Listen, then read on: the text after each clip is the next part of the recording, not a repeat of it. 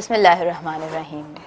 जेॾो तुंहिंजो नाव बाज बोॾियाई मंगा, जेॾो तुंहिंजो नाव बाज बोॾियाई मंगा, रिय थंभे रिय थोणीअ, तूं छपर तूं छांव, आऊं कुॼाड़ो कहां तोखे मालूम सभु कीअं।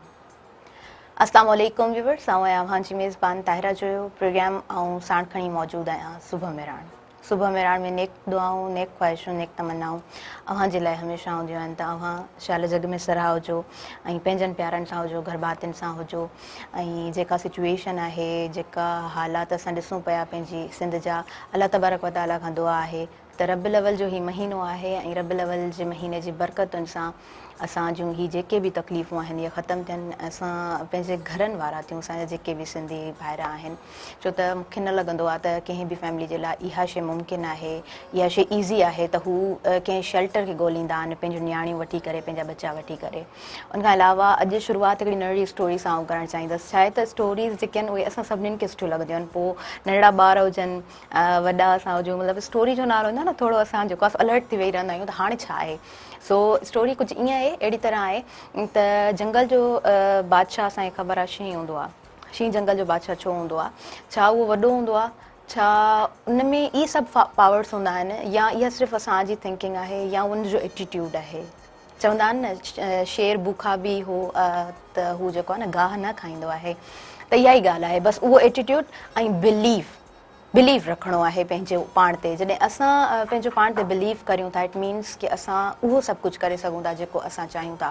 त नंढड़ी स्टोरी मां मुंहिंजे ख़्याल सां असां सभिनीनि खे चङो लेसन मिले थो ऐं इहा शइ मूंखे बि इंस्पायर कंदी आहे। जॾहिं असां पंहिंजो पाण ते बिलीव कंदा आहियूं, मतिलबु असां अॻियां जूं मंज़िलूं तइ कंदा आहियूं। ऐं चवंदा आहिनि त काफ़िला उन्हनि इंसाननि जे पोयां हलंदा आहिनि जेके अकेलो हलण जी हिमत रखंदा आहिनि। सो व्यूअर्स, अव्हांखे आउं ॿुधाईंदी हलां त असांजा जेके अॼु जा गेस्ट आहिनि, सुठा बहितरीनु गेस्ट हमेशह इनवाइट कंदा आहियूं, पर अॼु जा जेके गेस्ट आहिनि उन्हनि पंहिंजी हिमत सां हिकिड़ो पंहिंजो मक़ाम ठाहियो आहे। हैदराबाद में हैंड्स जे नाले सां हिकिड़ो सेंटर मौजूदु आहे, जंहिंखे चयो वेंदो आहे त उहो सेंटर इंडिपेंडेंट माण्हुनि जो आहे। पर मां ईअं न चवंदसि, मां चवंदसि उहे डिफरेंटली एबल माण्हू आहिनि जेके ॿियनि जो हथु पकड़नि था। ऐं असां हूअं बि जेकॾहिं पंहिंजी सोसाइटी में ॾिसूं त असांजे घरनि में काफ़ी सारा अहिड़ा ॿार किथे न किथे कंहिं न कंहिं फैमिली में मिलनि था जंहिंखे उहे हाइड करे वेठा हूंदा आहिनि, जंहिंखे उहे कढणु न आहिनि चाहींदा, जेके हिन मुआशिरे जो शायदि उहो हिसो बणाइणु न आहिनि चाहींदा, ऐं इन गिल्ट में हूंदा आहिनि त असांजो ॿारु जेको आहे सो सघारो हुजे, असांजो ॿारु मुकमल हुजे हा। सो इहा अल्लाह पाक जी क्रिएशन आहे। अल्लाह पाक जंहिं इंसान खे जंहिं बि रूप में ठाहियो आहे, बहितरीनु ठाहियो आहे। अल्लाह पाक कंहिं इंसान खां हिकिड़ी सलाहियत जेकॾहिं वठंदो आहे त 10 सलाहियतूं उन इंसान जे अंदरि हूंदियूं आहिनि। उन इंसान खे पाण जेको आहे सो रियलाइज़ करण जी ज़रूरत आहे, पर आस पास जा जेके माण्हू हूंदा आहिनि उहे बि ॾाढो डिमोटिवेट कनि था। सो ईअं न करणु खपे। असां हिक ॿिए खे एप्रिशिएट कयूं, असां इन्हनि कमियुनि कोताहियुनि खां पंहिंजो पाण खे जेकॾहिं ॾिसूं त असां इलाही अॻु बढ़ायूं। सो मां ॿुधाईंदी हलां, लाल मोहम्मद बलोच साहिबु असांजे प्रोग्राम में मौजूदु आहिनि ऐं पाण जेको आहे सो सरबराही कनि था सेंटर जी, ऐं हथु पकिड़े मज़बूती सभिनी जो हलनि था, महिनत कनि था। ऐं अॼु कराची मां आया आहिनि, यानी 2 ॾींहं उनजी फैमिली जेका आहे उहो कराची में आहे, कराची वेंदा आहिनि, वरी अची करे पंहिंजूं ख़िदमतूं हिते सर अंजाम ॾियनि था। दिलि जी गहराइनि सां अव्हांखे आउं भली कार चवंदसि सुबह मेराण चङण ते। उनखां अलावा अव्हांखे आउं ॿुधाईंदी हलां त असां वटि नंढड़ो बिलाल मौजूदु आहे, ऐं बिलाल खे सभु चवंदा आहिनि त हीउ डॉक्टर बिलाल आहे, छो त हीउ फ्यूचर जो डॉक्टर आहे। ऐं नंढड़ो बिलाल मुंहिंजो ॾाढो प्यारो दोस्त आहे, ॾाढियूं सुठियूं ॻाल्हियूं कंदो आहे ऐं सभिनीनि खे ॾाढो मोटिवेट कंदो आहे, ॾाढियूं प्यारियूं ॻाल्हियूं कंदो आहे, पाण बि ॾाढो प्यारो आहे। सो हलो बिलाल सां मिलूं था, बिलाल खे वेलकम चऊं था। अस्सलाम वालेकुम बिलाल। ज़बरदस्त, बिलाल कीअं आहे? ठीकु आहे? Wow great. सो व्यूअर्स, असां शुरूआत कंदासीं लाल मोहम्मद साहब खां। सर, ओवरऑल जेका सिचुएशन आहे, सिंध जा जेके हालात आहिनि, असां ॾिसूं पिया, मां ॾिसूं पिया, उन सभिनीनि खे कीअं पंहिंजी ज़ुबानी बयानु कंदव? छा ॾिसो पिया? नहमदुहु नसल्ली अला रसूलिहिल करीम, अम्मा बाद फ़ऊज़ु बिल्लाहि मिनश शैतानिर रजीम, बिस्मिल्लाहिर रहमानिर रहीम। मुंहिंजो नालो लाल मोहम्मद आहे ऐं डिस्ट्रिक्ट प्रोजेक्ट मैनेजर आहे hands independent living centre Hyderabad. सभिनि खां पहिरियों त मेहरान टीवी जो जाम थोराको आहे की उन्हनि उन ख़ासि मुद्दे ते असांखे हिते दावत ॾिनी ऐं असांखे मौक़ो ॾिनो की असां पंहिंजो मुद्दे ते बयानु करे सघूं, ऐं थैंक यू सो मच। इन खां अलावा सिचुएशन जेकी सिंध में ओवरऑल आहे, जीअं तव्हां बयानु कयो आहे बोर्ड जे हवाले सां, इन टाइम असांजी जेकी सिंध आहे उहो इम्तिहान जी घड़ी में आहे, ऐं इन इम्तिहान जी घड़ी में मूंखे ख़बर आहे जेके असांजा सिंध वासी आहिनि जेके साबित क़दम हमेशह रहिया आहिनि ऐं उन्हनि जेको मोट ॾिनी आहे पंहिंजे उन भाउरनि खे जेको तकलीफ़ में आहिनि, जेके इन वक़्तु इन इम्तिहान जी घड़ी में आहिनि। जीअं तव्हां चयो की असांजी माण्हू भेणरूं जेको सुम्हण खां पहिरियां ॾियण वारा हुआ ऐं जाॻण खां पोइ घुरण वारा थी विया, त मूंखे ख़ुशी थिए थी, मूंखे ख़ुशी थिए थी की असांजे सिंध में जेके वासी आहिनि इन इम्तिहान जी घड़ी में यकमुश्त थी हिकु ज़बान थी हथ में हथ मिलाए इन इम्तिहान जी घड़ी में इन में कमु करनि पिया। हीअ ख़ुशाइनि ॻाल्हि आहे। इन सिचुएशन खे ॾिसंदे पोइ असांजी जेकी हैंड्स इंडिपेंडेंट लिविंग सेंटर जी टीम आहे,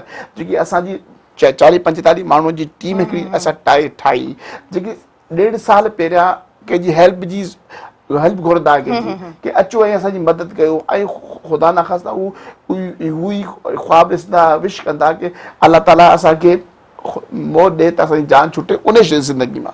उन्हनि खे असां आइडेंटिफाई करे खणी आयासीं। सेंटर में खणी अचण खां पोइ असां उन्हनि जी एम्पावरमेंट ते कमु कयोसीं, उनजी कैपेसिटी बिल्डिंग कयोसीं।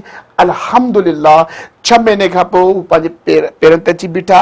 हाणे उहा टीम जेकी हेल्प घुरंदी अॼु 1.5-2 महीने खां सॼे सिंध में वञी पंहिंजे बोर्ड मुतासिरीन लाइ medical camps, ration distribution, cloth distribution ऐं हर उन कम में पार्टिसिपेट करे पई जंहिंमें आवाम खे रिलीफ मिली सघे थो।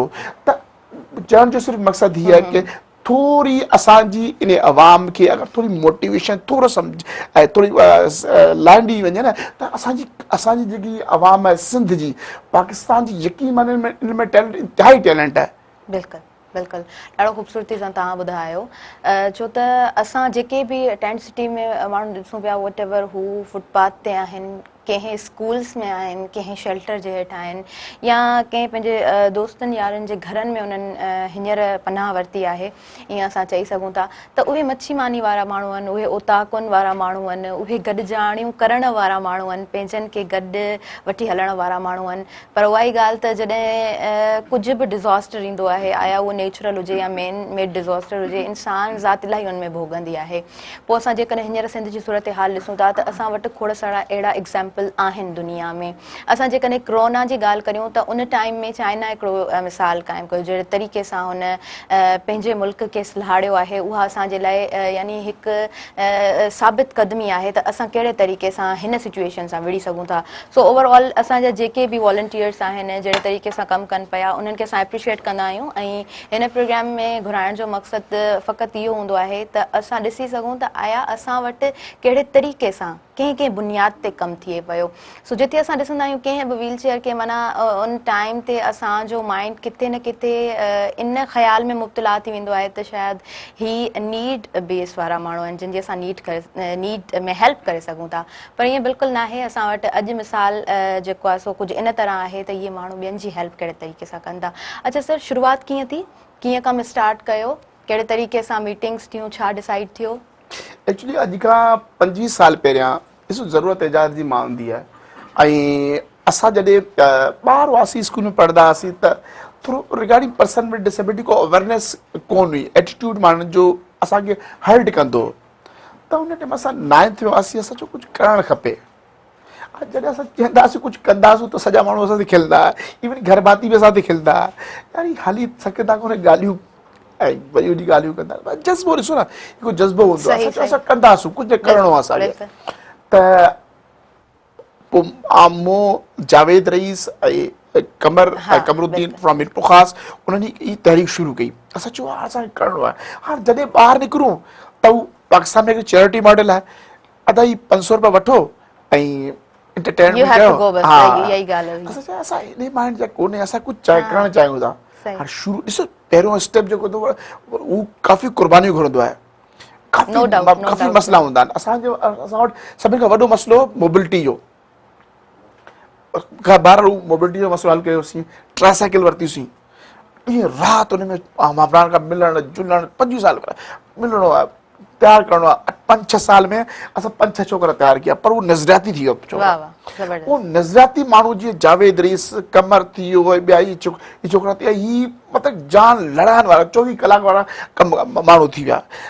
इन खां पोइ असां शुरू कयोसीं सेंटर इस्टेब्लिश कयो थी जंहिंमें असां शबीर अहमद कामी साहब सां ॻाल्हि कई असां चयो असांखे ज़रूरत आहे सेंटर जी असां उन्हनि चयो छा कंदव असां चयो असां काउंसलिंग कंदासूं ऐं असां चाहियूं था की असांजी अहिड़ी बैठक हुजे जितां सॼे सिंध में सॼे पाकिस्तान में असां राब्ता करे सघनि वाह त उन्हनि चयो ठीकु आहे उन्हनि चयो अची वेंदा ऐं थोरो थकिजी वेंदा 5-6 महीने खां पोइ वेंदा हलिया हाणे बिल्डिंग खस्ता हालत में हुई सही त असां छा कयो असां गारो शारो हणी मथां छित टुटली असां हुनखे तयारु करे Repair 15-20 ॾींहं में डोनर बि जलियोसीं 15-20 ॾींहं में त रंग रोगन करे शबीर अहमद कामी आयो ॾिठो हैरान थी वियो स्टूडियो मुआफ़िक ठाहे छॾियो उन्हनि चए पोइ उन्होंने चयो बेटा मुझे मेरा जज्बात आपका जज्बात देख के ना मेरा दिल चाह रहा है कि मैं आपके साथ काम करूं वाह पोइ उते असां सां गॾु अफ़ाक अहमद ख़ान अफ़ाक त उन उहो नशन में हूंदा हुआ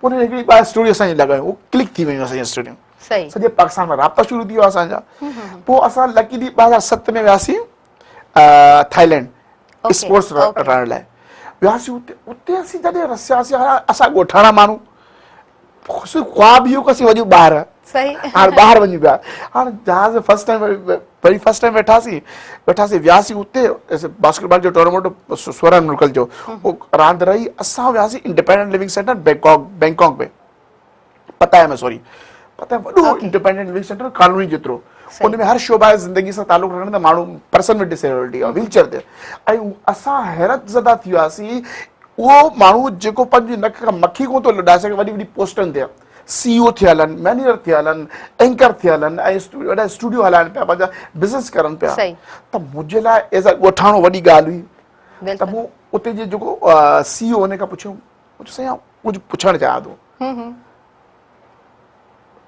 चयो हुन चयो गाय लेट मी फिनिश देन वी विल टॉक ओके त उहा ॻाल्हि कई पोइ फिनिश थियो असां लंच ते वियासीं लंच पाण सर्व कयोसीं वेठासीं मूं चयो साईं असांजे हिते ही माण्हू जेका न या त मिट माइट बि दुआ घुरंदा आहिनि दिलि में की अलाह ताला हिनखे पंहिंजे ताकी इन ज़िंदगी बि असां ते असांजी ज़िंदगी बि असां ते बिल्कुलु ही मुंहिंजे लाइ त हैरानगी जी ॻाल्हि आहे हिते मतिलबु थाईलैंड को एॾो वॾो मुल्क बि कोन आहे ऐं एतिरी वॾी पोस्टनि ते एतिरे वॾे पैमाने ते मतिलबु इंडिपेंडेंटली घुमनि पिया सही सही मूं चवणु लॻो साईं ही शयूं असां तव्हां खां सिखियूं आहिनि मूं चयो यार आउं त पाकिस्तान में आहियां लॻे त फुल मूंड में अॼु मूंखे हा त मूंखे चवनि डोंट वरी गाय डोंट वरी ही असल में चए ही सॼी शयूं तव्हांजे किताब में लिखनि तव्हां रटो हणंदा आहियो असां अमल कंदा आहियूं ओके अच्छा पोइ छा थियो पोइ जावेद ऐं असीं हिते आयासीं उहो 2 महीने खां पोइ असां चयो असांजो ख़्वाबु आहे पाकिस्तान में शयूं थियणु खपनि पोइ असीं अची मुज़ाहरा कयोसीं लठियूं खाधियूंसीं पुलिस मतिलबु मुज़ाहिमत कयोसीं सॼे सिंध खे जमा कयोसीं हीअ शयूं करण खां पोइ असां हिकिड़ो सेंटर क़ाइमु कयो कराची में त उहो सेंटर क़ाइमु करण खां पोइ हाणे असांजो उहो जेको हिते चैरिटी मॉडल डोमिनेटेड हो की हाणे माज़ूर खे ॾिसी बैतुल माल जो चेक राशन ॾेई छॾियो हीअ ॾेई छॾियो नज़रियो कोन हो एम्पावरमेंट ते को शइ कोन हुई बिज़नेस ते करणु वेंदो एजुकेशन ते करणु वेंदो माज़ूरी जो मतिलबु चाहे मास्टर्स बि कयल आहे क्लर्क थींदो पते वारे तो भाउ वेह तूं कमु न कर वेह असां छा कयो पोइ असां हीअ चई कयो की न इन व्हीलचेयर ते डॉक्टर खणी आयासीं असीं इन व्हीलचेयर ते इंजीनियर खणी आयासीं इन व्हीलचेयर ते असां मोटिवेशन स्पीकर खणी आयासीं इन व्हीलचेयर ते पॉलिटिशियंस खणी आयासीं इन व्हीलचेयर ते हर शोबा ऐं ज़िंदगी सां तालुक़ रखंदा माण्हू खणी आयासीं असीं सही बहितरीन ॻाल्हि तव्हां जोड़ी आहे प्रोग्राम में छो त स्टार्ट खां जॾहिं का ॻाल्हि स्टार्ट कजे थी न त उहा ॿुधण में सुठी लॻंदी आहे ऐं उहा शइ मोटिवेट कंदी आहे सो हितां खां पाण कंटिन्यू कंदासीं बलोच साहब पर वक़्तु बि वटि साही जो थी वियो आहे सो साही जी तरफ़ वधूं पिया वरी जल्दी सां हाज़िर थियूं तव्हांजे पंहिंजे प्रोग्राम सुबुह मेराण में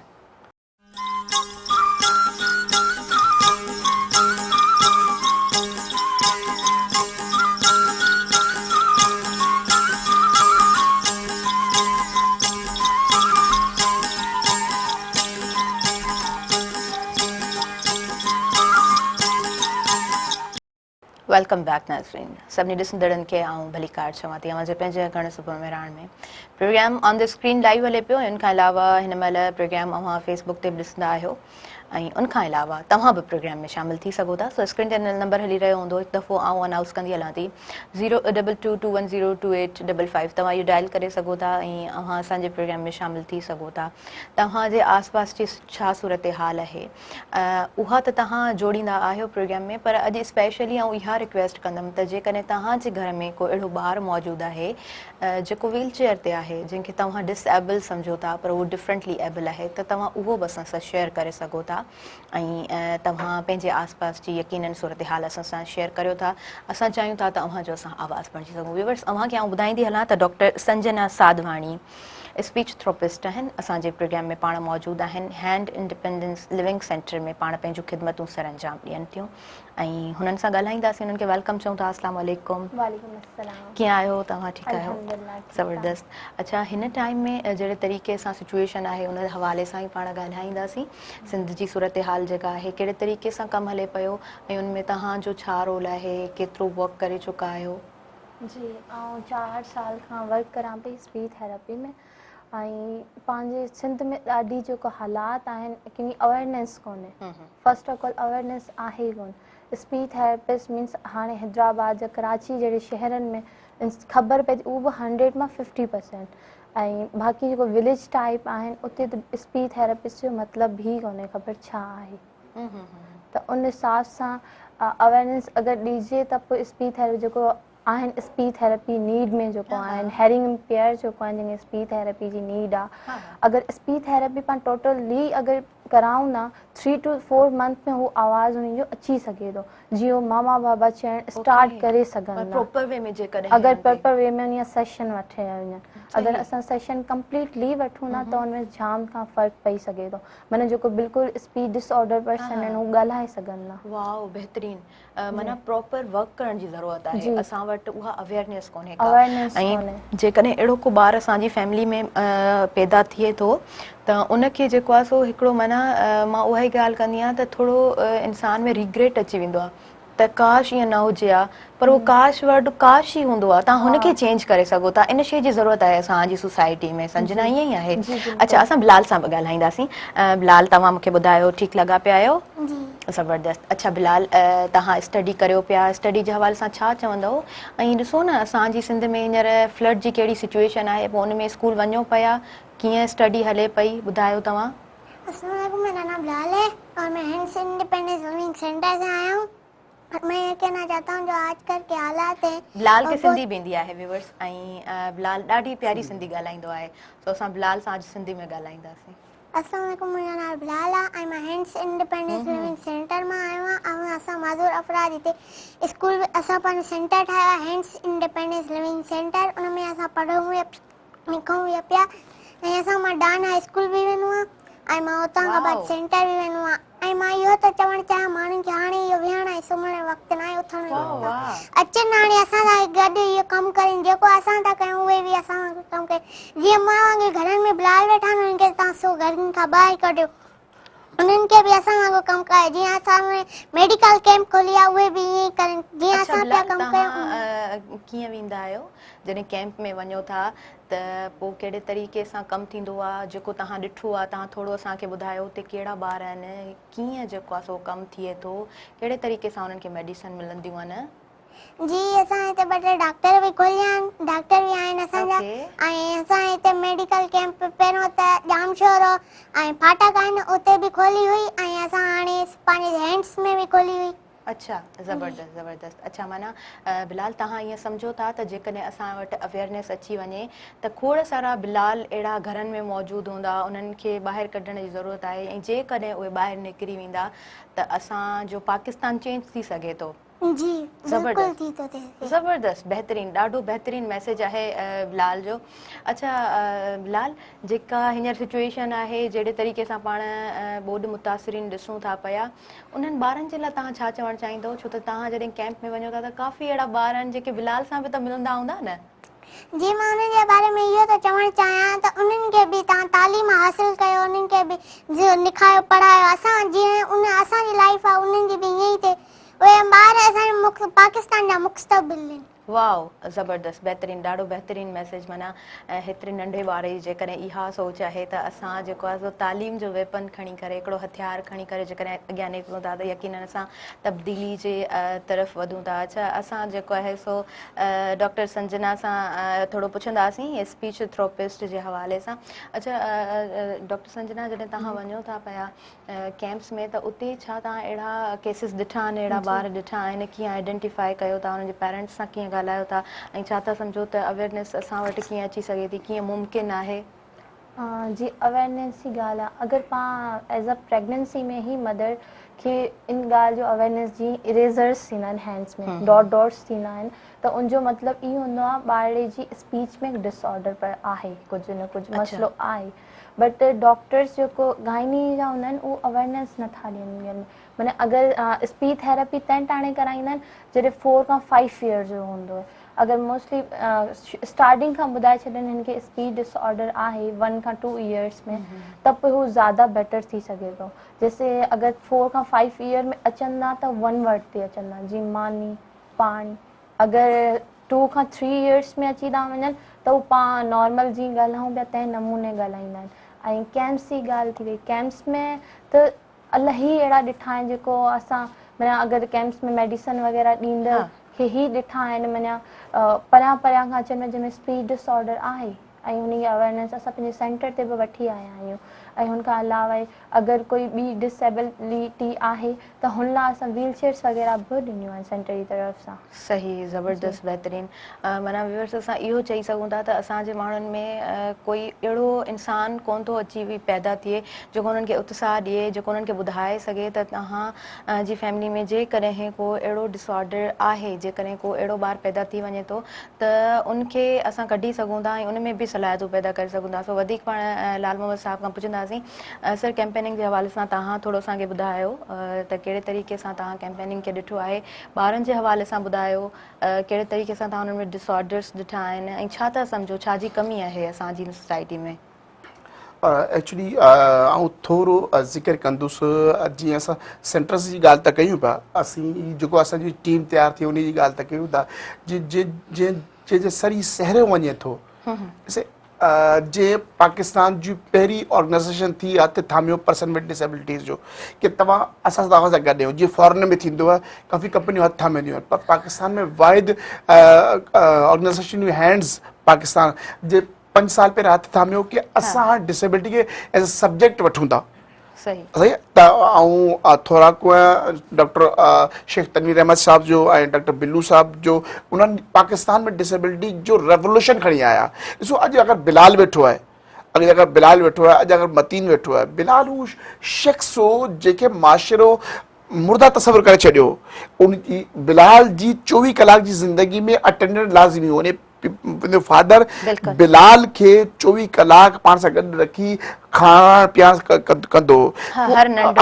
उन ऑर्गेनाइज़ेशन जे थ्रू छा थियो छा, असां मां जो अवेयरनेस ॾिनीसीं, बिलाल जी कंसल्टेंसी कयोसीं, ख़बर ई पई कि बिलाल जो मसइलो डिसेबिलिटी कोन आहे, बिलाल जो मसइलो मोबिलिटी, बिलाल जो मसइलो माण्हुनि जो रवैया। माण्हुनि जो रवैयनि खे सही करे छॾियो, डिसेबिलिटी ख़तमु थी वेंदी। त माण्हुनि जो रवैया सही करण में हैंड्स जो वॾो किरदारु हो। त पोइ असां छा कयो, बिलाल खे इलेक्ट्रिक व्हीलचेयर ॾिनीसीं। बिलाल हाणे इन ही इलेक्ट्रिक व्हीलचेयर से तव्हां सां साम्हूं ॻाल्हियूं करे पियो। असां पास्ट 2 महीने के कैंप्स में वञूं, बिलाल गॾु हूंदो आहे, असांजे पंहिंजे हथनि खां डिस्ट्रीब्यूशन कंदो आहे, डॉक्टरनि सां गॾु ईंदो आहे। ॾीगान भुगड़ी असां सां गॾु हुयो, मीर पुखार, सखर, लाड़काना, नवाबशाह, हर हंधि ते असां सां गॾु हूंदो आहे। पूरे पाकिस्तान में हाणे असां सां गॾु घुमंदो हूंदो आहे। उहो शख़्स जेको माण्हू नकारा तसवुरु करे कॉर्नर करे छॾियो, हाणे ॾिसो केतिरो मुतारिक थी वियो आहे।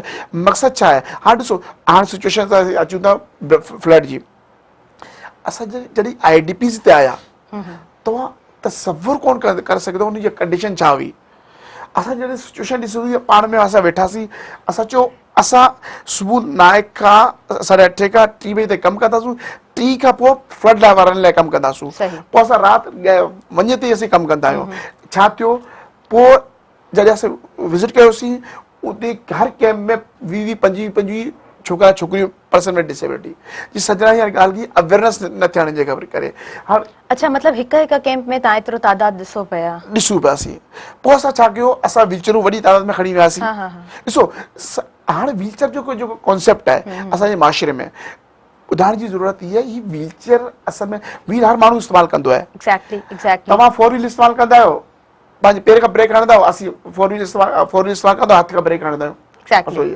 तव्हां फोर व्हील ते ईंदा असांजी फोर व्हील हीअ आहे अच्छा कस्टमाइज़ व्हीलचेयर ऐं पेशेंट व्हीलचेयर में फ़र्क़ु सही। ॾिसो अगरि आऊं मतीन खे या आऊं इन व्हीलचेयर ते वेठो आहे कस्टमाइज़ व्हीलचेयर ते वेठो आहे त मुंहिंजी शख़्सियत वधीक नुमाया पई थिए बनिस्बत मुंहिंजे व्हीलचेयर जे एग्जैक्टली अगर मां पेशेंट व्हीलचेयर ते वियां थो त पेशेंट व्हीलचेयर बिल्कुलु दॿिजी वेंदुसि पेशेंट व्हीलचेयर वधीक नुमाया थी थिए बनिस्बत मुंहिंजी शख़्सियत जे जी हाँ। त असांखे सभिनि खां पहिरियां इंट्रोड्यूस जेको करिणो आहे हैंड्स जेको इंट्रोड्यूस करे पियो उन शइ खे करे पियो कस्टमाइज़ व्हीलचेयर खे कस्टमाइज़ व्हीलचेयर असां जॾहिं प्रोवाइड कयूं असां 15 खां 20 छोकिरियूं छोकिरा जेके स्कूल वेंदा कोन हुआ कॾहिं स्कूल पढ़ंदा कोन हुआ असां एडमिशन कराया आहिनि ज़रीना जी मिसाल तव्हांजे साम्हूं आहे सरोवर जी मिसाल तव्हांजे साम्हूं आहे नताशा जी मिसाल तव्हांजे साम्हूं आहे हाणे माशाल्लाह मैट्रिक नाइंथ में एडमिशन हुन वरितो आहे अॻिते पढ़नि पियूं त हाणे हुननि जो मुस्तक़बिल रोशन थी वियो आहे पहिरियों उहे जवान छोकिरियूं क्रोलिंग कंदियूं इन ई माशरे में वेंदियूं उहे माशरूं जॾहिं क्रोलिंग कंदियूं त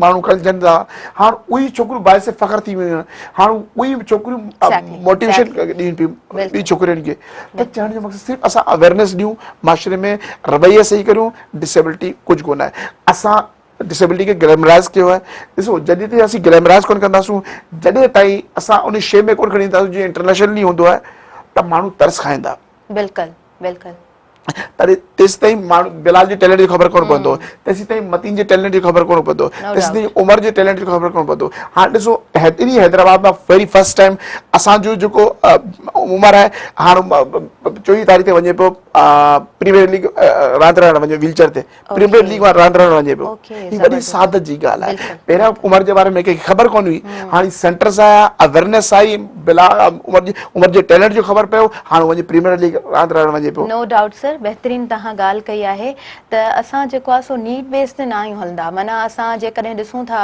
कंहिं बि माण्हू खे कंहिं हद ताईं ज़रूरत आहे कंहिं शइ जी त असांजी सोसाइटी में ईअं थींदो आहे त डिस्ट्रीब्यूशन में कमी हूंदी आहे ऐं अणबराबरी वारो जेको कॉन्सेप्ट आहे उहो किथे न किथे असांजी सोसाइटी में असांखे मिले थो ऐं असां सभु उनखे फेस कंदा आहियूं ऐं असां सोसाइटी में इन सभिनी शयुनि खे छो फेस करियूं था ऐं माइंड सेट ईअं छो ठहियलु आहे उन बाबति बिलाल मोहम्मद साहिब खां असां पुछंदासीं अच्छा सर छा तव्हां ॾिठो आहे कहिड़े तरीक़े सां असां जेकॾहिं कॉन्सेप्ट रखूं था ऐं कंपैरिजन जेकॾहिं करियूं था असां मथी लेवल ते फॉरेन कंट्रीज़ खे ऐं असां वरी हिते अची वञूं था त एॾी अणबराबरी छाजे करे कीअं ख़तमु थी सघे थी छा था सम्झो तव्हां ॾिसो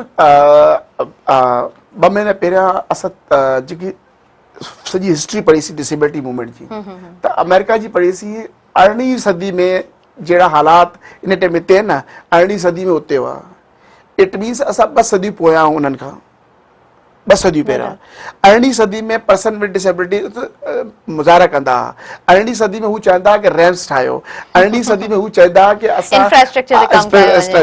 असांखे मेडिकल उहो ॾियो हाणे 2021 में सॉरी 21वीं सदी में असां हिते मुज़ाहिरा करे पिया कि रैम्प ठाहियो हाणे ॾिसो दुनिया एतिरी तरक़ी करे वई आहे हाणे ॾिसो ही इलेक्ट्रिक व्हीलचेयर अची वियूं आहिनि डिसेबिलिटी ख़तमु थी वई आहे असांखे छा करिणो आहे ॾिसो ही मुंहिंजे साम्हूं सिंध डिसेबिलिटी एक्ट पियो आहे सही ही कीअं आयो आहे इन वॾी कुर्बानी वरितियूं आहिनि बिल्कुलु ही जेसीं ताईं असां निकिता कोन आहियूं ही पास कोन थियो आहे ही हाणे असीं लीगलाइज़ थी विया आहियूं हाणे कमु वॾो आसान थी वियो आहे ॾिसो अॼु मेहरान टीवी असांखे हिते इनवाइट कयो आहे न त ही चेंज आहे माशरे में ऐं ख़ुशि आहिनि ॻाल्हि आहे असां हू हमरा आहियूं जेको मायूसी जी ॻाल्हि कोन कंदा आहियूं ऐं अगेन चवां थो सिंधवासी पाकिस्तान वासी दे आर ब्रिलियंट हाणे ही सॼो कानून अची वियो आहे असांखे इम्प्लीमेंट कराइणो आहे ॾिसो असां यूरोप ऐं तव्हांखे हीअं ख़बर आहे असां 1.5 साल थियो आहे न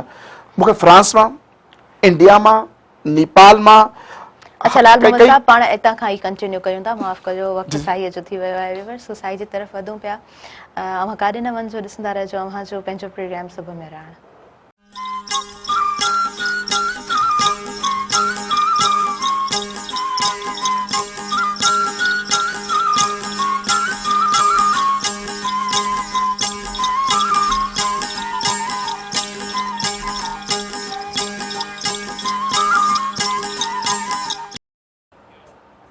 वेलकम बैक नाज़रीन। सभिनी ॾिसंदड़नि खे आउं भलीकार चवां थी अॼु पंहिंजे अंगण सुबुह में रहण में छा साईं ॾाढो सुहिणे नमूने सां फरमायो आहे त सुता उथी जाग निंड न कजे एतिरी सुल्तानी सुहाग निंडनि कंदे न मिले। माना हाणे उहा वेल न आहे जो असां सुम्हूं, हाणे असां सभिनी खे उथिणो आहे, असां सभिनी खे जागणो आहे ऐं उहा सम्झ असांखे पैदा करणी आहे जंहिंसां असां पंहिंजे मुआशिरे खे थोरो तब्दीली तरफ़ वठी अचूं। अच्छा, मूंखे इहा ॻाल्हि कंदे थोरो आउं बि अचरज में पवंदी आहियां त असां भला कीअं भला कंटिन्यूअसली ॻाल्हाईंदा हलंदा आहियूं त असांखे चेंज जी तरफ़ वधिणो आहे। त पहिरियों मुंहिंजे ख़्याल सां चेंज जी तरफ़ वधण जो पहिरियों क़दम इहो आहे त इंसानु पंहिंजो पाण खे चेंज करे ऐं पंहिंजो पाण उहो कॉन्सेप्ट रखे जंहिंसां असां ॿियनि खे बि गॾु करे सघूं था। लाइव कॉलर आहिनि, असां हुननि सां ॻाल्हाईंदासीं। हलो, अस्सलाम वालेकुम। हलो, अस्सलाम वालेकुम। वालेकुम सलाम। जी, आउं अव्हांखे भलीकार चवां थी। तव्हां ॿुधायो केरु ॻाल्हायो पिया, किथां ॻाल्हायो पिया, पंहिंजो नालो ॿुधायो। मुंहिंजो नालो अथई केतन। जी, तव्हां ॿुधायो छा चवणु चाहींदव। मां बि हिकिड़ो डिसेबल पर्सन आहियां, मुंहिंजी हिकिड़ी साइड पूरी ख़तम थी वई आहे। अच्छा, अल्लाह पाक शिफ़ा ॾींदड़ आहे। तव्हां छा चवणु चाहींदा वधीक। ही डिसेबल सर्टिफिकेट वारो किथे मिलंदो। तव्हां वरी चइजो, मां न सम्झमि तव्हांजी ॻाल्हि। डिसेबल पर्सन आहे, ही सर्टिफिकेट किथे ठहंदो आहे। लाल मोहम्मद साहब आहिनि त हुननि खां असां पुछूं था। असल में छा आहे त पूरे पाकिस्तान में ही मुतारिफ़ कराइनि था, मीरपुर ख़ासि में बि जेको आहे सो मुतारिफ़ कराइनि था। सर, तव्हां मुतारिफ़ करायो था पिया मीरपुर ख़ासि में। बिल्कुलु साईं, किथे जो आहे। मीरपुर ख़ासि मां आहिनि। जी हा, ॻाल्हाए सघो। जी हा, तव्हां ॻाल्हाए सघो था। अच्छा, तव्हांजी डिसेबिलिटी छा आहे। मुंहिंजी हिकिड़ी साइड फालिज थियल आहे, ख़तम थियल आहे। फालिज थियल आहे। बिल्कुलु तव्हां असांखां राब्तो करे सघो था प्रोग्राम खां पोइ न। इंशाअल्लाह वज़ीम असां डिसेबिलिटी सर्टिफिकेट बि तव्हांजो ठाराईंदासूं ऐं सॼी डॉक्यूमेंटेशन बि कराईंदासूं। इंशाअल्लाह वज़ीम को बहितर शइ कढंदासूं इंशाअल्लाह वज़ीम। ऐं डिसेबिलिटी अगरि फालिज आहे त तव्हांखे ट्रीटमेंट वग़ैरह जे हवाले सां ऐं असां जीअं फिजियोथेरेपी जे हवाले सां ऐं काउंसलिंग वग़ैरह कंदासूं। इंशाअल्लाह लाइफ बेटर थींदी। इंशाअल्लाह। थैंक यू सो मच, तव्हां कॉल कई आहे, प्रोग्राम में तव्हां शामिल थिया आहियो। सो असांखे ऑन द टाइम अहिड़ी कॉल्स जी नीड बि हूंदी आहे लाइव प्रोग्राम में। सो जेकॾहिं तव्हां एक्यूरेट ॻाल्हि करियो था त उन शइ ताईं पहुचण में बि आसानी थींदी आहे। ॾिसो सर, इहा अवेयरनेस आहे। जेकॾहिं केरु मीरपुर ख़ासि मां वेही करे कॉल करे थो ऐं हू पुछा करे थो त इहे सेंटर्स किथे आहिनि, यानी हू पंहिंजो पाण खे मुतारिफ़ कराइणु चाहे थो, उन्हनि सां मिलणु चाहे थो, लिंक करणु चाहे थो। अच्छा सर, तव्हां ॻाल्हि कई पे डिफरेंट कंट्रीज़ जी, सो उनखे थोरो समअप कजो, उन ॻाल्हि खे कंटिन्यू कयो। अच्छा, ॾिसो, असां हैदराबाद वासियुनि लाइ, कासवाद वासियुनि लाइ कासिम टाउन में hands independent living centre Hyderabad. ॾिसो, शायदि हैदराबाद वासियुनि खे ख़बर कोन आहे केतिरो वॾो कमु थियो 1.5 साल में। सही। हैदराबाद डिसेबिलिटी मूवमेंट में जाम पोया हो। अगर हो भी तो चैरिटी मॉडल ते हो। अज इता का मोटिवेशन स्पीकर वजन पिया। सही। अज असा दुनिया से जो पाकिस्तान के ना दुनिया की सोच नहीं है। डॉक्टर्स ऑन व्हीलचेयर एकड़ी कैंपेन हलाई असा हलाई है। सो ही वा अशखास अगेन चाह तो जेकी हेल्प की जरूरत हुंदी। अज सजी दुनिया ला मिसाल कायम की है। मुखे याद है फ्रांस में, इंडिया में, नेपाल में, बांग्लादेश में, थाईलैंड में असा कॉलू आई हैं। सर लगे कोन तो पाकिस्तान है, ये सेंटर पाकिस्तान में है। इसो जरीना केर हुई, सही, सितारा केड़े एरिया में हुई, बिलाल किथा हो, मतीन किथा हो, सही था चओ। बिल्कुल अशखास हाण सॼी दुनिया ने सुञाणे थी। मतीन हाण वञे तो Islamabad as a motivation speaker वञे तो। उमर वञे पो जो कराची लाहौर वञे पियो प्रीमियर लीग रांदि रहण। असां हींअर इंशाअल्लाह वञी जीअं कराची में असां सेंटर कायम कयो, हैंड्स कायम कयो। त ही मिसालूं आहिनि, ही मिसालूं आहिनि। ॾिसो असांजो हिकिड़ो सेंटर अगरि सॼी दुनिया खे इंस्पिरेशन ॾेई सघे थो, सही था चओ, त केतिरा ई सेंटर से कायम करे पाकिस्तान खे केतिरो हक़ीक़त जी ॻाल्हि आहे। बिल्कुलु तव्हां सही पिया चओ। ऐं व्यूअर्स, आऊं जॾहिं बि हिन जे सेंटर में वई आहियां, मुख़्तलिफ़ शयूं मूंखे ॾिसण जे लाइ मिलियूं आहिनि। ऐं जहिड़े तरीक़े सां ही इन ऑर्डर हलनि था, हर कंहिं ॿार खे जहिड़े तरीक़े सां ही सहूलियतूं फ़राहम कनि था पिया, मुंहिंजे ख़्याल सां अहिड़ो असां वटि ॿियो को मिसाल हैदराबाद में कोन्हे को। ऐं शुरूआति तव्हां हुननि जी ॿुधी चुका त कहिड़े तरीक़े सां हिननि शुरूआति कई आहे, केतिरो हिननि टफ टाइम ॾिठो आहे। सो हाणे उथण जी असांखे ज़रूरत आहे। तॾहिं ई मां इहा लाइन कोट कई त हाणे असांखे उन निंड मां उथणो आहे। हूअं त असां उथूं था, हूअं त असां पंहिंजा कमकार करियूं था, पर उहा सोच असांखे किथां पैदा थिए जंहिंसां असां जेको आहे सो थोरो तब्दीली जी तरफ़ मूव कयूं। सो डॉक्टर संजना सां बि असां ॻाल्हाईंदासीं। डॉक्टर संजना, तव्हां छा था सम्झो त असांजा माण्हू आया कीअं जेको आहे सो चेंज थींदा, कहिड़े तरीक़े सां, असांखे कहिड़े मॉडल जी ज़रूरत आहे? अच्छा, जीअं तव्हां ॾिसो पिया माना सेंटर जो असांजे हवाले सेंटर ते अगरि हिकिड़ो ॾिसे थो न त हू ॿिए खे अवेयरनेस ॾे, ॿिए खे ॿुधाए त हा ही एज़ अ डिसेबल पर्सन बि कुझु करे सघंदा, अॻियां वञी सघंदा, कहिड़े नमूने कमु करे सघंदा। अगरि जीअं स्पीच में मसइलो आहे या कोई बि आहे डिसेबिलिटी त हू कहिड़े नमूने वेंदी, क्योंकि पाण हुनखे हिकिड़ी जॻह ते बॉन्ड न करूं न। माना हाणे अॼुकल्ह जा छा थी विया आहिनि, कोई बि अहिड़ो इशूज़ थिए थो त हुन ॿार खे घर में बंदि करे छॾियो, माना जेको चाइल्ड आहे उहो घर में वेठो। छो घर में? हमेशह पाण सोचना किथां खां आहियूं, माना पाण हर शइ कहिड़े हिसाब सां कंदा आहियूं, दिमाग़ तां सोचना आहियूं न। अगरि दिमाग़ सही आहे त पोइ कुझु बि करे सघूं था, एनी हाउ। ऐं त पोइ इन हिसाब सां पाण खे निकिरणु खपे ॿाहिरि। ऐं मे बी मूंखां बेटर सरमतीन आहिनि, ऐं क्योंकि वर्कआउट हो ज़्यादा करंदा मूंखां, क्योंकि आउं वटि हर शइ आहे, बट आउं इज़ीली नथी करे सघां। सर जी व्हील चेयर ते, जीअं असांजी व्हील चेयर ज़्यादा पसंदि आहे सर जी, त सर जॾहिं बि हूंदा आहिनि ऐं माना व्हील चेयर खणी सॼी भॼी वेंदी आहियां। त तंहिं हिसाब सां अवेयरनेस खे हिकिड़ो ॼणो ॿिए खे ॿुधाए, ॿियो ॼणो टे खे ॿुधाए। मतिलबु इहे शयूं असां जेसि ताईं स्प्रेड नथा कयूं प्रॉपर वे सां, तेसि ताईं असां जेको आहे सो उन हद ताईं जेको असांजो हिकिड़ो विज़न ठहियलु आहे उन ते नथा पहुची सघूं। ऐं सोसाइटी खे चेंज जी तरफ़ ईअं ई वधिणो आहे।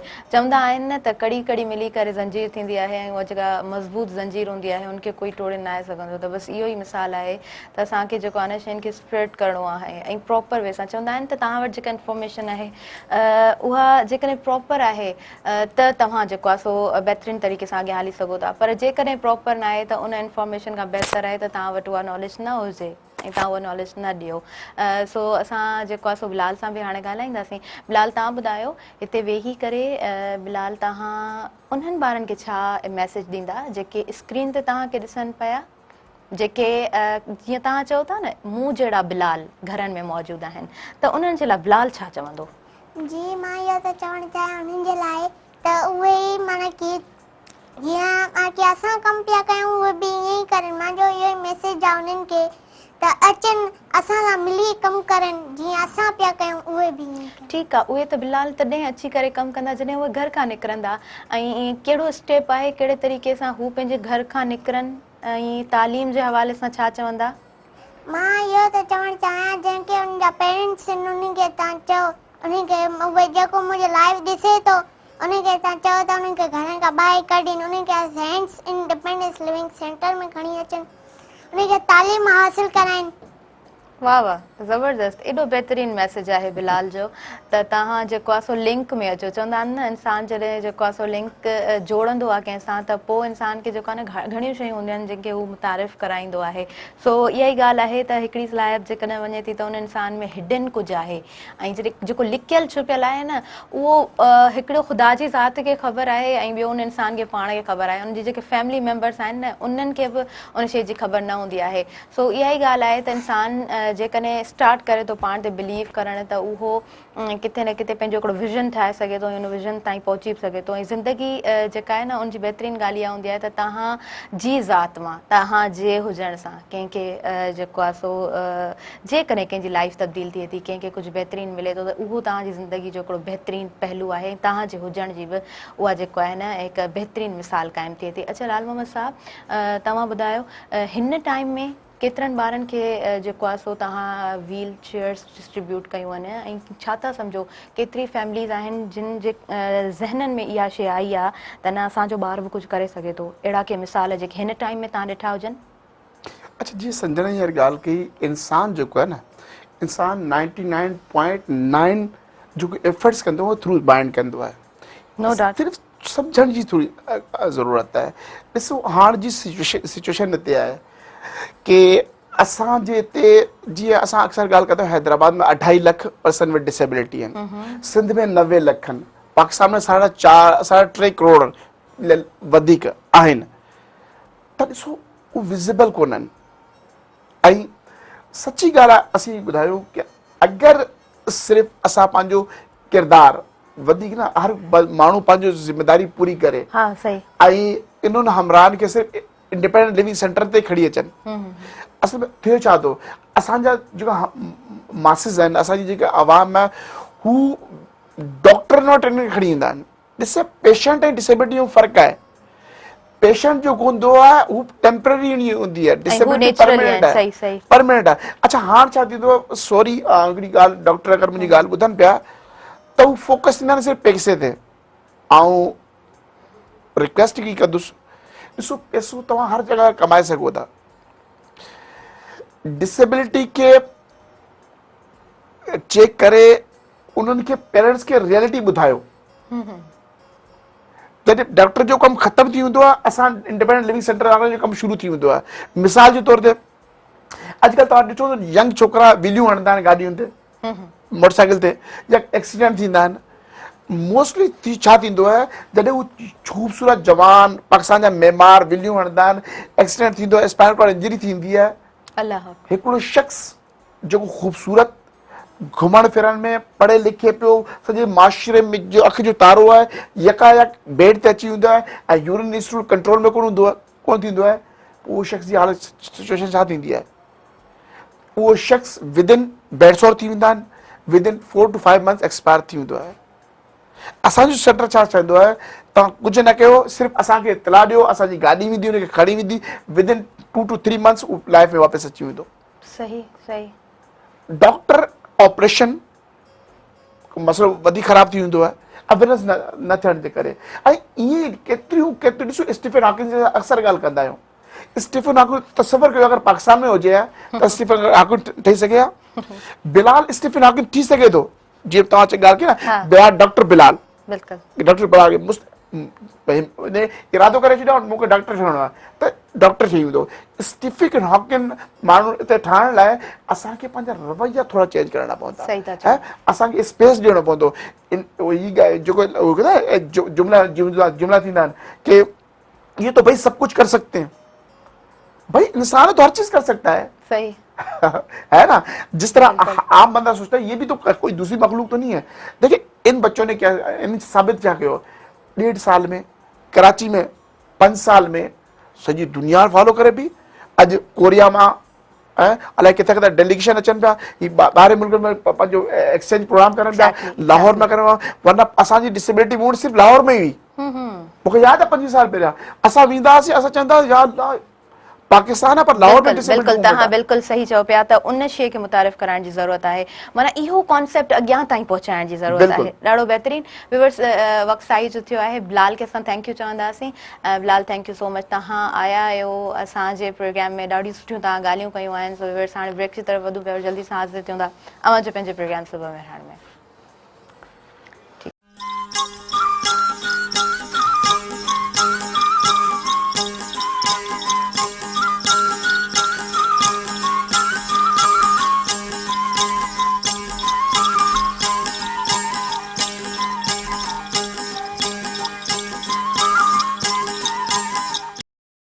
वेलकम बैक नाज़रीन, सभी ॾिसंदड़नि खे आऊं भली कार चवां थी जे पंहिंजे अंगण सुबुह मेहरान में। अव्हांखे ॿुधाईंदी हलां त हींअर असांखे ॿियनि महिमाननि जॉइन कयो आहे। संदन नालो आहे अब्दुल मतीन ख़ान। ऐं Abdul Matin Khan differently able person आहिनि, पर उन्हनि जी ज़िंदगी में इहो पहलू कीअं आयो, बिल्कुलु नॉर्मल पर्सन, असां वांगुरु ई ज़िंदगी गुज़ारींदड़ इंसान, ऐं हिकिड़ो नंढिड़ो एक्सीडेंट थियो ऐं उनखां पोइ लाइफ जो पूरो फेज़ जेको आहे सो तब्दील थी वियो। माना ज़िंदगी जी हिकिड़ी किताब बंदि थी वञे ऐं ज़िंदगी जी ॿी किताब जॾहिं इंसान जी खुले, उन किताब खां इंसान बिल्कुलु अणवाक़िफ़ हुजे त उहो जेको फेज़ आहे, मां नथी सम्झां त कंहिं बि इंसान जे लाइ सोचण जी हद ताईं बि उनखे जेको आहे सो छिरकाईंदो न हुजे। हर इंसान जे लाइ ईअं आहे। सो मतीन जी स्टोरी थोरी डिफरेंट आहे, पर हिन टाइम ते जेको आहे सो जहिड़े तरीक़े सां हैंड इंडिपेंडेंस लिविंग सेंटर में पाण पंहिंजूं ख़िदमतूं सर अंजाम ॾियनि था, संदन खे सुख सलाम आहे। ऐं हिकिड़ी ॻाल्हि इहा बि आउं ऐड कंदसि त माना गवर्नमेंट जॉब खां बि रिज़ाइन करणु, उनखे छॾे करे बि हैंड्स जो हथु पकड़णु, उहा स्टोरी ऐं हिन टाइम जी जेका सूरत हाल आहे उन में जेको कमकार हले पियो, मतीन खां असां पुछंदासीं। मतीन, आऊं अव्हांखे भलीकार चवां थी, अस्सलाम वालेकुम, कैसे हैं? ठीक है मतीन? अल्हम्दुलिल्लाह, अल्हम्दुलिल्लाह मैं बिल्कुल ठीक हूँ। मतीन, आप सुनाएं, थोड़ा अपना सफ़र हमें बताएं शॉर्टली, और फिर हम बात करेंगे अभी जो सिचुएशन है उस पर। जी बिस्मिल्लाहिर्रहमानिर्रहीम। बिल्कुल जिस तरह कुछ आपने कहा स्टोरी के बारे में मेरी कि मैं भी जिस तरह कहते हैं नॉर्मल तो हम सबको कहते हैं कि जो व्हील चेयर्स पे भी है, चाहे वो किसी भी तरीके से मूव कर रहे हैं, मोबिलिटी उनकी है, तो मकसद ये है कि वो पहला फेज़ भी मैंने देखा कि आप किस तरह पैरों से चलते हैं, किस तरह एक्टिवली आप सारे काम करते हैं और अपने पैरों से परफॉर्म करते हैं। आप सेकंड फेज़ भी मैंने देख रहा हूँ जो आप व्हील चेयर पे किस तरह परफॉर्म करते हैं अपने ड्यूटीज़ और अपने जो काम। तो मकसद ये है कि इन सब के पीछे, जैसा मैं अक्सर ये कहता हूँ, लोग मुझसे पूछते भी हैं, तो इस सब के पीछे बिहाइंड बिलीफ है कि आपको यकीन होना चाहिए कि मैं कर सकता हूँ। अगर मुझे दूसरी ज़िंदगी मिली है, अगर मैं पहले पैरों से चल रहा था, अभी अगर मैं व्हील चेयर पर आ गया हूँ तो इसमें कोई बेहतरी है। अच्छा मतीन, थोड़ा अपना बताएं, वो फेस कैसे आया, क्या एक्सीडेंट था? अच्छा, मेरा असल में एक्सीडेंट हुआ था, क्रेन ऑपरेटर था मैं। मोबाइल क्रेन ऑपरेटर होता है जो कंटेनर्स वगैरह के लिए यूज़ होता है, हैवी क्रेन होता है पोर्ट वगैरह पे। तो उससे मेरा एक्सीडेंट हुआ था। तकरीबन 1000 किलोग्राम जो वेट है वो मुझ पे गिरा था। तो उसके बाद 1000 जी 1 टन। किलोग्राम। ओके। तो उसके बाद जो है स्पाइनल कॉर्ड इंजरी मेरी हुई थी L2 में। तो उसका मकसद उससे ये होता है कि बड़े सेंसिटिव मैटर है स्पाइनल कार्ड का भी, कि आप बिल्कुल जो आपकी हाफ बॉडी है वो बिल्कुल जैसे आपके साथ है ही नहीं, तो आपको बिल्कुल फील ही नहीं होता, आप उसको मूव नहीं कर पाते, इवन के सेंसेशन भी नहीं होती कि ये बॉडी मेरी है या किसी और की है। तो जिस तरह पहले भी यहाँ जिक्र कर चुके हैं सर भी कि वो फेस बिल्कुल अलग होता है। इंसान अगर एक एक्टिव बंदा है और सारी चीज़ों में परफॉर्म कर रहा है और अपनी जॉब कर रहा है, घर को देख रहा है, और फिर यंग एज में जब वो एकदम से बेड पे आता है और उसके साथ ये मसला होता है कि वो अपने यूरिन स्टूल के भी अब किसी न किसी को बुला रहा है।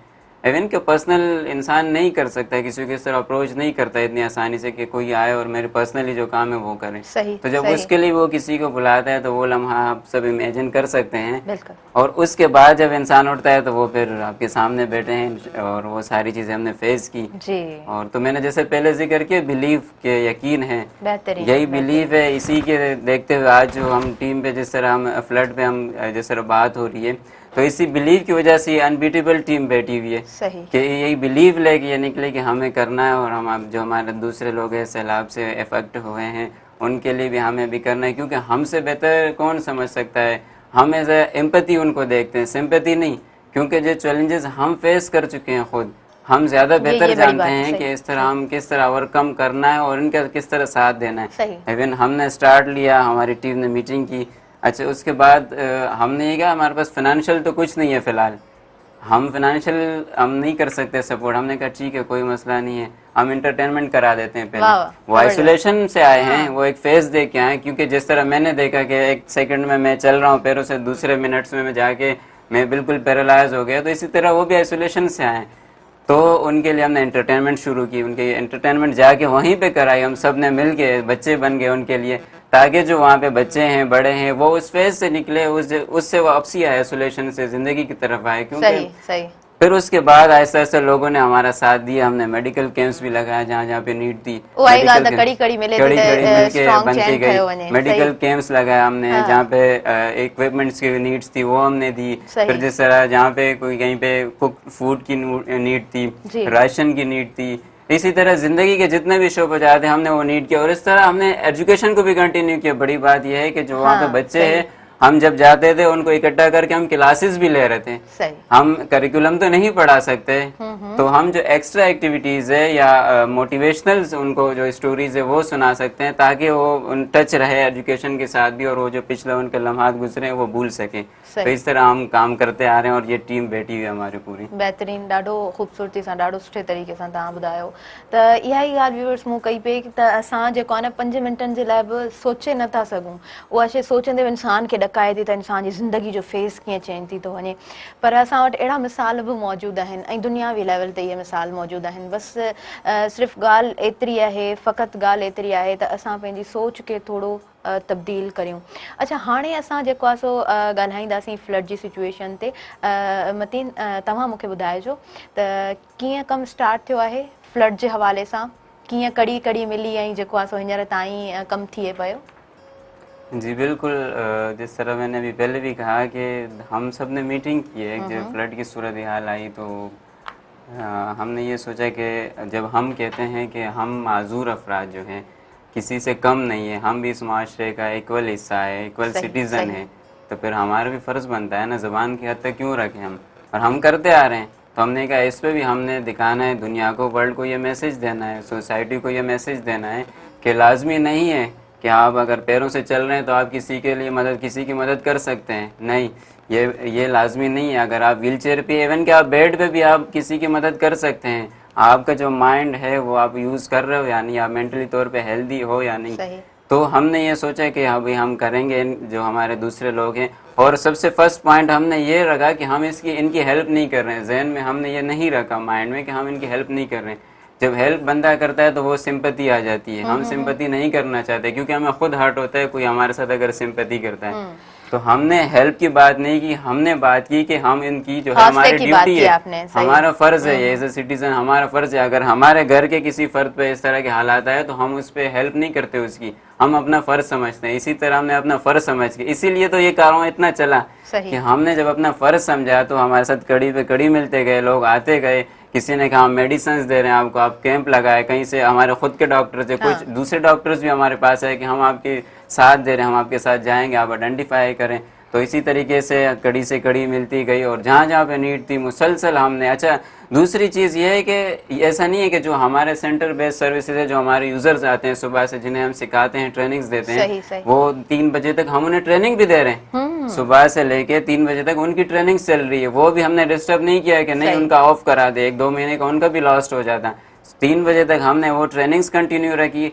आफ्टर लंच के बाद फिर हम एक्स्ट्रा टाइम देके 8 से 9 बजे तक हमारी एक्टिविटीज हमने की। ॾाढो सुठो ख़ूबसूरत तव्हांजो जेको सेटअप आहे, जहिड़े तरीक़े सां तव्हां प्रॉपर वे में एजेंडा खणी हलो था, त अहिड़ियूं शयूं असांजे मुआशरे में घटि आहिनि, पर आहिनि, इन शइ खे असां एप्रिशिएट कंदासीं। ऐं उनखां अलावा असां जेकॾहिं डॉक्टर संजना जी ॻाल्हि करियूं था त संदन ब्रदर आहिनि सूजल, ऐं सूजल CP चाइल्ड रहिया आहिनि। सो उन्हनि खां उनजो थोरो पुछंदासीं त जॾहिं हू स्पीच थेरेपिस्ट जी ॻाल्हि कनि थियूं त इहो किसो कीअं रहियो, कहिड़े तरीक़े सां तव्हां कमु करणु स्टार्ट कयो, ऐं ब्रदर जो एग्ज़ाम्पल तव्हां सां गॾु हुयो त उनखे कीअं तव्हां असांजे प्रोग्राम में ॿुधाईंदा? जी, मुंहिंजो भाउ सुजल साधवाणी, उहो बचपन में ही CP चाइल्ड हो, पर डायग्नोज़ कोन थी सघियो क्योंकि असां मिठी थरपारकर जा आहियूं। त मिठी शहर में अहिड़ो कोई बि कोन आहे डॉक्टर या फिजियोथेरेपिस्ट जी नॉलेज माना ॾेई सघेवा या कुझु करे सघेवा। तंहिं हाणे असांखे बिल्कुलु अवेयरनेस कोन हुई, त उनखे स्पीड डिसऑर्डर बि हुओ, उन सां गॾोगॾु। त असां स्पेशली उन लाइ करे ई हैदराबाद में सेटल थियासीं। हैदराबाद में जॾहिं सेटल थियासीं तॾहिं ख़बर बि पई इन जे बारे में, पर 100 मां 20% असांखे ख़बर पई। मतलब CP चाइल्ड है, CP चाइल्ड जो इंटेलेक्चुअल डिसेबिलिटी जो छा मतलब आहे, ओनली 20% ख़बर पई। असां उनजी स्कूल में एडमिशन कराइणु चाहिए क्योंकि उनखे पढ़ण जो ॾाढो शौक़ु आहे, मतिलबु पढ़ण लाइ न उनखे माना ड्रीम है जीअं कुझु पढ़ी कुझु थियां। त पोइ असां हिकिड़ी स्कूल में वियासीं एडमिशन लाइ, बट हुन स्कूल में एडमिशन लाइ असांखे पूरा 4 मंथ लॻा, ऐं 4 मंथ में असां 8 दफ़ा हुन स्कूल में विज़िट कया, ऐं हुन एडमिशन ॾाढो लेट हुते थी। उनखां पोइ हुनजो कोई बि पर्पस कोन हो, त मुंहिंजो ई थियो बसि आऊं माना अगरि हली नथो सघे त एतिरो थींदो ॻाल्हाईंदो डेफिनेटली। त मुंहिंजो पर्पस स्टार्टिंग में बसि स्पीच थेरेपी जी पर्पस स्टार्ट कयो, स्पीच थेरेपिस्ट थींदीसीं, जेको हलाए नथो सघनि एटलीस्ट ॻाल्हाए त सघनि। त हाणे मुंहिंजो भाउ माशाल्लाह ॻाल्हाए बि पियो, ऐं हैंड्स इंडिपेंडेंट लिविंग सेंटर में 6th क्लास में पढ़े बि पियो, कंप्यूटर बि सिखंदो आहे। उनखां अलावा असां ट्रेनिंग ॾियनि पिया, जीअं ख़ुदि ऑनर थियनि त उनजी ट्रेनिंग ॾियनि पिया, ऑटो व्हील चेयर जो ख़ुदि हलाइनि था। बहितरीन। अच्छा, पोइ इहो सफ़र कीअं थियो, हैंड सां तव्हां कीअं जुड़िया, उहो बि असांखे थोरो शॉर्ट में ॿुधायो। हैंड सां कीअं जुड़ीसीं, आऊं स्टार्टिंग में जेको मुंहिंजी जॉब आहे उहा आर्मी में सोल्जर ई आहे। तंहिंखां पोइ आऊं ख़ुदि जो मुंहिंजो सेंटर खोलण जो मूंखे ड्रीम हो, माना आऊं पंहिंजो सेंटर खोलां, की आऊं 3 बजे खां वठी 11 ताईं घर में ट्रीट कंदी आहियां, सेशंस वठंदी आहियां। त पोइ आऊं सिर्फ़ु जस्ट विज़िट करणु वईसीं हैंड्स इंडिपेंडेंट लिविंग सेंटर जो। विज़िट दौरान मतिलबु ई फील थियो न, माना तव्हां हिते लाइ आहियो, सर सां मिली, माना मूं चयो न बसि हाणे सेंटर खुद जो कोन्हे खोलणो, हाणे हिते ई कमु करणो आहे। ऑलरेडी हिकु शइ आहे त बसि उते ई वञी करे उते ई पंहिंजूं करणी। ख़िदमतूं सरंजाम ॾियणियूं आहिनि, हा। ऐं जेको सोचो आहे उनखे साबिया मना मिले थी पई। हा। बहितरीनु, ॾाढो सुठो संजना, तव्हां सां ॻाल्हाए करे बहितरीनु लॻो। सर लाल मोहम्मद खां असां पुछंदासीं, सर जेकॾहिं असां लॉ जे बारे में ॻाल्हायूं था ऐं डिसेबल अफ़राद जेके बि असां वटि आहिनि उन जे हवाले सां छा लॉज़ आहिनि, छा मुतारिफ़ थियो आहे, कीअं ॿुधाईंदा तव्हां? लॉज सां ॻाल्हि करण सां पहिरियों संजना ते ईंदासीं। संजना ॾे आई त असां 10-15 मिंट ॻाल्हि कई न, त मूंखे ख़बर पइजी वई हाणे कोन वेंदी, छो रेपुटेड इदारे मां ही आई।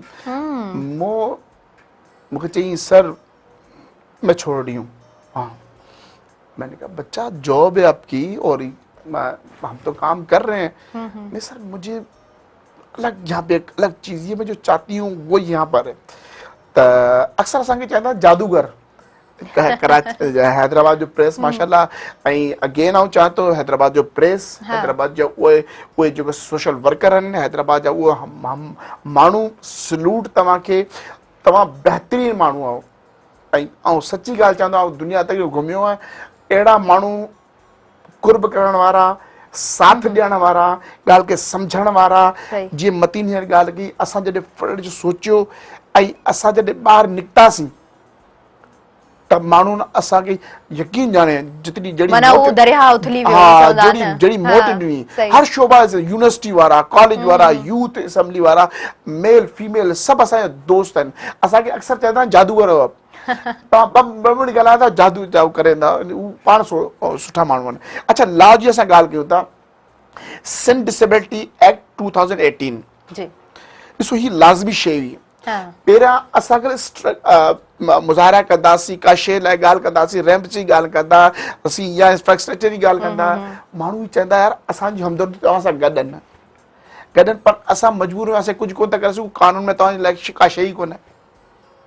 पोइ असां 10-15 साल जी जेकी तहरीक हलायोसीं, पोइ हैंड्स हथ थामियो, पोइ असां ॾिसो टेक्निकल सपोर्ट हुनजी स्ट्रगल असांजी, असां पोइ चीफ मिनिस्टर सिंध जीअं नदी थी आहे, उहो हैंडीकैप आहे, ॾिसो न, पोइ उन्हनि इंट्रस्ट उन्हनि वरितो, पोइ माशाल्लाह इहा असां एक्ट कन्वर्ट करे ठाहे करे पोइ असां सिंध असेंबली में पेश कयोसीं। 2018 में कसरत राय सां मंज़ूर थियो। ॾिसो हाणे ऐं पाकिस्तान माशाल्लाह पाकिस्तान डिसेबिलिटी एक्ट बि मंज़ूर थियो। पाकिस्तान हाणे साउथ एशिया में लीड पियो करे ऐं सिंध उन में टॉप ते आहे, सिंध। अच्छा, असां जॾहिं एतिरी वॾी ॻाल्हि कयूं था की सिंध की जीअं असीं ॻाल्हि कयूं था की लीड कयूं था त माण्हू चवंदा छा ॻाल्हि में लीड पियो करे। ॾिसो सिंध इन ज़मीन जो वाहिद ख़ितो आहे जिते अलॻि मिनिस्ट्री आहे, उन जो DG जेको हेड व्हीलचेयर ते आहे ऐं पंहिंजो रूल्स पास थी विया आहिनि, सही, ऐं लोकल सतह ते नुमाइंदगी मिली वई आहे। हींअर असां कोशिशि कयूं पिया सूबाई असेंबली 4 नशिस्तूं असांजी थियनि, क़ौमी असेंबली में 4 नशिस्तूं असांजी थियण वारियूं आहिनि, सेनेट में 4 नशिस्तूं थियण वारियूं आहिनि। त हीअ चेंज आहे माशरे में।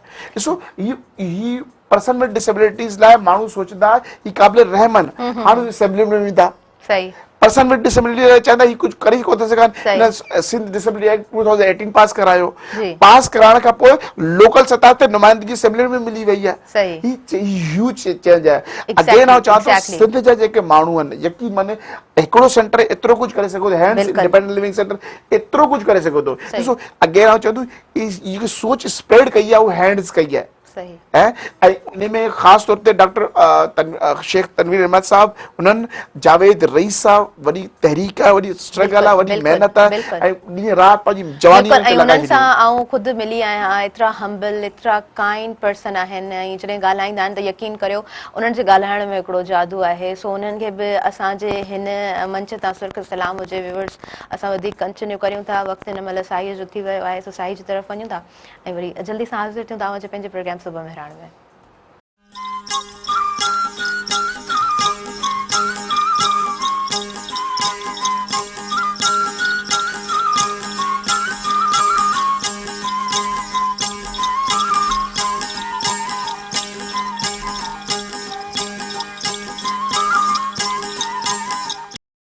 वेलकम बैक नाज़रीन। सभिनी ॾिसंदड़नि खे आऊं भलीकार चवां थी मुंहिंजे पंहिंजे प्रोग्राम सुबह मेरान में प्रोग्राम में रोज़ जी बुनियाद ते डिफरेंट गेस्ट अचनि था ऐं ॾाढियूं सुठियूं ॻाल्हियूं जोड़ींदा आहिनि। चाहींदा आहियूं त एक्यूरेट ॻाल्हियूं असां अव्हां ताईं पहुचाए सघूं, अव्हां जे अंगणनि ते असां जेको आहे सुबह मेरान जा रंग बहितरीन तरीक़े सां रचाए सघूं। पर अॼु जो जेको प्रोग्राम आहे आऊं चवंदसि त एज़ मोटिवेशन अव्हां ताईं पहुचे थो ऐं जेकॾहिं का बि ॻाल्हि अव्हां जे दिलि खे छुहे थी ऐं स्पेशली को बि ॿारड़ो जेकॾहिं तव्हांजे घर में आहे, को बि मेंबर तव्हांजे घर में आहे जंहिंखे तव्हां डिसेबल सम्झो था त उनखे काइंडली तव्हां डिफरेंटली एबल सम्झो ऐं कोशिशि कयो त अहिड़नि सेंटर सां तव्हां उन्हनि जो राब्तो करायो त जीअं हू बहितरीन ज़िंदगी जे तरफ़ हिकिड़ो मुड़नि ऐं हिकिड़ो नओं रुख ॾिसनि, छो त उहो उन्हनि जो हक़ु आहे ऐं इंसान जेकॾहिं पंहिंजे बुनियादी हक़ ते ॻाल्हाए त इहो उनजो वॾो हक़ु आहे। उन ते ॻाल्हाइण जो हक़ीक़त में उनखे न हक़ु ॾिनो वञे, पर असांजी सोसाइटी में ईअं घटि थींदो आहे।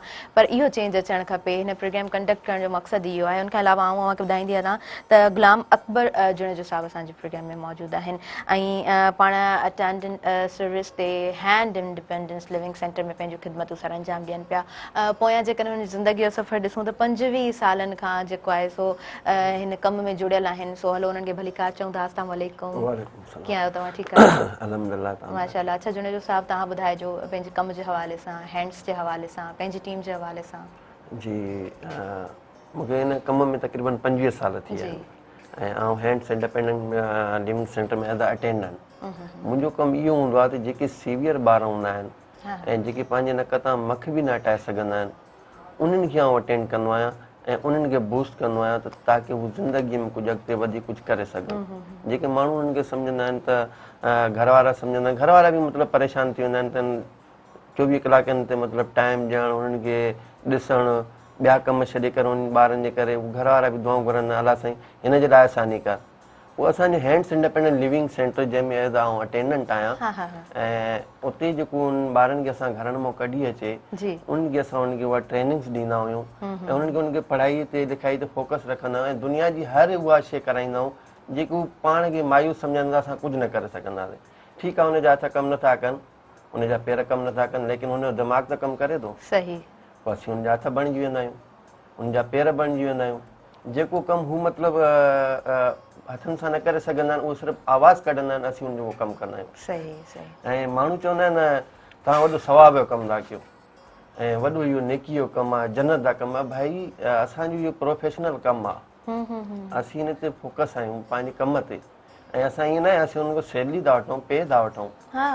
असांजो को बि हिते न आहे त को सवाब जो कमु या माण्हू हुनखे बसि चवंदा आहिनि यार तव्हां एॾो कमु था कयो जन्नत कमु आहे। न, इहो न आहे। असल में माण्हुनि खे तरस जे निगाह सां ॾिसंदा आहिनि। असां हुननि खे बराबरी जे हक़ ते आणणु था चाहियूं त उहो ज़िंदगी में कुझु करे सघनि, बराबरीअ ते अचनि ऐं या माण्हू हुननि खे बाबा बणाए वधीक करे वेंदा आहिनि या हेठि भली निचली सतह ते। असीं उन्हनि जे हक़नि जे लाइ उनजी बराबरी सतह ते त ताकी तव्हीं बि उहो कुझु करे सघो था जेको असीं कयूं था ऐं जेको असीं कयूं था उहो जेके हू वरी कमु कंदा आहिनि असीं नथा करे सघूं। त बिल्कुलु असां हुनखे ट्रेन कंदा आहियूं, असां हुनखे तालीम ते फोकस रखंदा आहियूं ऐं जेकी बि हुनजी ज़रूरत ज़िंदगीअ जे जेके कम हूंदा आहिनि उहे असीं उनजा कंदा आहियूं त ताकी हू ज़िंदगीअ में कुझु बणिजी सघनि ऐं पाण खे हू मायूस न सम्झनि। बहितरीन बहितरीन कमु तव्हांजो ऐं यकीनन कमु को बि नंढो वॾो न हूंदो आहे। ॾाढी मूंखे बहितरीन तव्हांजी ॻाल्हि लॻी।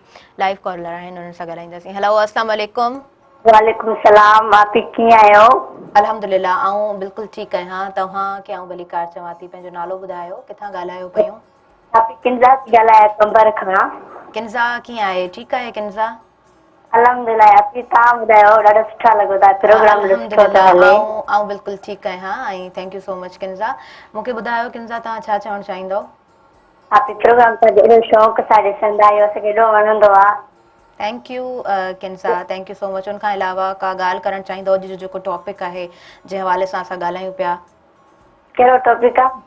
असां जेको आहे सो हिकु माण्हू खे जेकॾहिं ॾिसूं था उहो व्हील चेयर ते आहे त असां चवंदा आहियूं त इहो इंसानु कुझु नथो करे सघे, पर उन सोच खे चेंज करिणो आहे। सो इहो टॉपिक खणी इन ते असां डिस्कस कयूं पिया। तव्हां हिन हवाले सां कुझु चवणु चाहींदा? जी जी, आप जेको ॾिसंदो जंहिंजे लाइ चवे थो न त कुझु नथो करे सघे, हमेशह उहो ई करे ॾेखारींदो आहे।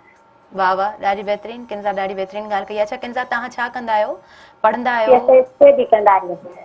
छा स्टडी कंदा आहियो? थोरो ॿुधाइजो मूंखे। 9th क्लास में आहियूं। 9th क्लास में आहियो। अच्छा, पोइ तव्हां जेको आहे सो तालीम जे हवाले सां छा नियापो ॾियणु चाहींदव सभिनीनि खे? हाँ पीओ जो स्कूल खुलिया ॿारनि जी डिस्टर्ब थिए थी केॾी पढ़ाई ऐं तालीम खे अॻिते कयो उनखे पंहिंजी पैरसनि खे हासिल आहे त ॿारनि खे तालीम ॾियो तालीम खां सवाइ कुझु न आहे। बिल्कुलु बिल्कुलु किंज़ा बहितरीनु तव्हां ॻाल्हि कई। अच्छा तव्हांजो स्कूल ओपन आहे, तव्हां स्कूल वञो पियूं? न पीउ माण्हू वेठा आहिनि स्कूलनि में। अल्लाह अकबर। ओके किंज़ा, अल्लाह पाक बहितरी कंदो। थैंक यू तव्हां कॉल कई आहे अभी मूंखे। बरसाति एॾी हुई जो हा तव्हां सही पिया चओ। स्कूलनि में माण्हू वेठा आहिनि असांजे घर पाणी जा ड्रही विया कमर में। सही सही, अल्लाह पाक रहम कंदो। बिल्कुलु तव्हां सही पिया चओ किंज़ा। थैंक यू सो मच तव्हां प्रोग्राम में कॉल कई, तव्हां प्रोग्राम में शामिल थिया, मूंखे ॻाल्हाए करे तव्हां सां सुठो लॻो। ऐं हक़ीक़त में असां जेकॾहिं पंहिंजी हिन सोसाइटी में हिन टाइम ते फ्लड इफेक्टिव्स जी ॻाल्हि कयूं था त पहिरियों माना शेल्टर उन्हनि खे स्कूल्स मिलंदो आहे। सो इन टाइम में असां जेकॾहिं ॾिसूं था त 10 साल पोयां वरी असां उन ई सिचुएशन में अची फाथा आहियूं। वरी बि असांजी इफेक्ट अची तालीम थिए थी, ऐं जॾहिं तालीम इफेक्ट थिए थी माना असां वटि जेको वेपन आहे एजुकेशन जो उनखे असां हेठि रखी करे वरी पोइ विढ़णु लॻूं था। जॾहिं असां वेपन हेठि रखूं था त तव्हां सोचे सघो था त असां अॻियां वारी जंग कीअं विड़ी सघूं था। सो तालीम वारो जो हथियार जे इंसान जे हथ में आहे उहो इंसान बहितरीनु तरीक़े सां ऐं ॾाढो सुठे तरीक़े सां अॻियां जूं मंज़िलूं तइ करे सघे थो। सो इहो ई चवणु चाहींदासीं त स्कूल जल्दी खां खुलनि ऐं जेके टेंट सिटी में माण्हू नथा वञणु चाहिनि उन्हनि सां बि हिकिड़ी आजिज़ाना असांजी हिकिड़ी रिक्वेस्ट आहे त तव्हां जेकॾहिं टेंट सिटीज़ में वेंदव त उते बि तव्हांखे सुठे तरीक़े सां सहूलियतूं फराहम यकीननि कंदा। पर जीअं ई पाणी में असां उहा लाथ ॾिसूं पिया, इहा बि ख़ुशी जी ॻाल्हि आहे। पाणी जीअं ई तव्हांजे एरियाज़ मां ख़तमु थींदो अल्लाह पाक कंदो इंशाअल्लाह तव्हां पंहिंजे घरनि में वेंदा ऐं पंहिंजा कखां घर वञी वरी करे तव्हां सहेड़ींदव ठाहींदव। ऐं बसि इहा ई आउं ॻाल्हि करणु चाहींदसि त पंहिंजे ॿारनि खे तालीम खां न रोकियो। लाल मोहम्मद साहिब खां पुछंदासीं त तालीम केतिरी ज़रूरी आहे, छा था सम्झो तव्हां जंहिं जॻह ते मौजूदु आहियो। यकीननि इहो असां वटि शऊर जी हिकिड़ी लाट आहे जंहिंजे ज़रिए तव्हां चओ था त हाणे माण्हुनि जी सोच बि तब्दील थिए। सो लाल मोहम्मद साहिब छा चवंदा तव्हां? ॾिसो तव्हां तालीम जी ॻाल्हि कई, ऐं इनखे हिकिड़े जुमिले में खणी ईंदुसि लाल मोहम्मद ऐं तालीम। अगरि लाल मोहम्मद जी ज़िंदगी मां तालीम खे कढियो वञे न त मे बी आऊं एज़ हैंडीकेप सही जे माशरे में रहां थो, थी सघे को चौराहे ते या ख़ुदा न ख़ास्ता क़ाबिल तरस मूंखे असांखे सम्झनि आहे। तालीम थियण जे करे मतीन मोटिवेशन स्पीकर थी वियो। लाल मोटिवेशन सॼे पर्सन में डिसेबिलिटी ऐं एतिरा दोस्त थी विया आहिनि इन्हनि जा ऐं सॼी दुनिया घुमे पियो। ॾिसो असांजो वेपन, असां हींअर वियासीं हिकिड़े IDP कैम्प में वियासीं, नंढड़ा ॿारड़ा मायूस एतिरा प्यारा चेहरा माशाल्लाह असांजो मुस्तक़बिल, पर प्लानिंग न थियण जे करे उहो ॿार मुरझाए रहा। पोइ असांजी टीम हुते वई। लाल मोहम्मद साहब पाणे तव्हां कंटिन्यू कंदा, माफ़ करे लाइव कॉल। हेलो अस्सलाम वालेकुम। हेलो अस्सलाम वालेकुम। जी जी जी जी मुंहिंजो आवाज़ तव्हां ॾे अचे पियो ऐं तव्हांखे भली का चवां थी। तव्हां पंहिंजो तारीफ़ करायो, किथां ॻाल्हायो पिया, कहिड़े शहर मां? मुंहिंजो नालो खुशियर आहे ऐं तलीम मरकज़ सलीमा जो ॻाल्हायां, ज़िलो सांगड़। जी हा, तव्हांखे आउं भली कार चवंदसि, तव्हां छा चवणु चाहींदव? मां माज़ूर आहियां त मूंखे व्हील चेयर जी ज़रूरत आहे, न आहिनि मुंहिंजा हथ न को पेर, त मां एतिरो मोहताज आहियां जो मूंखे अहिड़ी ॻाल्हि मिले इन ज़रिए त घुमां फिरां या ॿाहिरि अञा पढ़ां। अॼु मूं मेहरान TV ते जे प्रोग्राम ॾिठो आहे त मूं फ़ोन कई आहे। जी जी लाल मोहम्मद साहब मौजूदु आहिनि, आउं चाहींदसि त हू तव्हां सां ॻाल्हाइनि ऐं प्रॉपर तरीक़े सां तव्हां सां पुछनि। जी सर। सर बिल्कुलु तव्हांखे व्हीलचेयर तव्हांजी बेसिक नीड आहे ऐं हुकूमत सिंध खे, हुकूमत पाकिस्तान खे जेकी जो पॉलिसी ठहियलु आहे असां उनखे चाहींदासीं इनखे ईज़ी करनि ताकी हर माण्हू जी एक्सेस इन व्हीलचेयर ते थिए। अदा तव्हांखे जेकी व्हीलचेयर जी तव्हां ॻाल्हि कयो पिया, जीअं असीं हिन प्रोग्राम में ॻाल्हि कई, व्हीलचेयर उहा व्हीलचेयर जेकी कस्टमाइज़ हुजे जंहिंमें तव्हां इज़ीली मूव करे सघो। उहो व्हीलचेयर जेको पेशेंट हुजे उहो माण्हू धिकी के तव्हां खणी वञनि ऐं माण्हू तरस तव्हां ते खाइनि।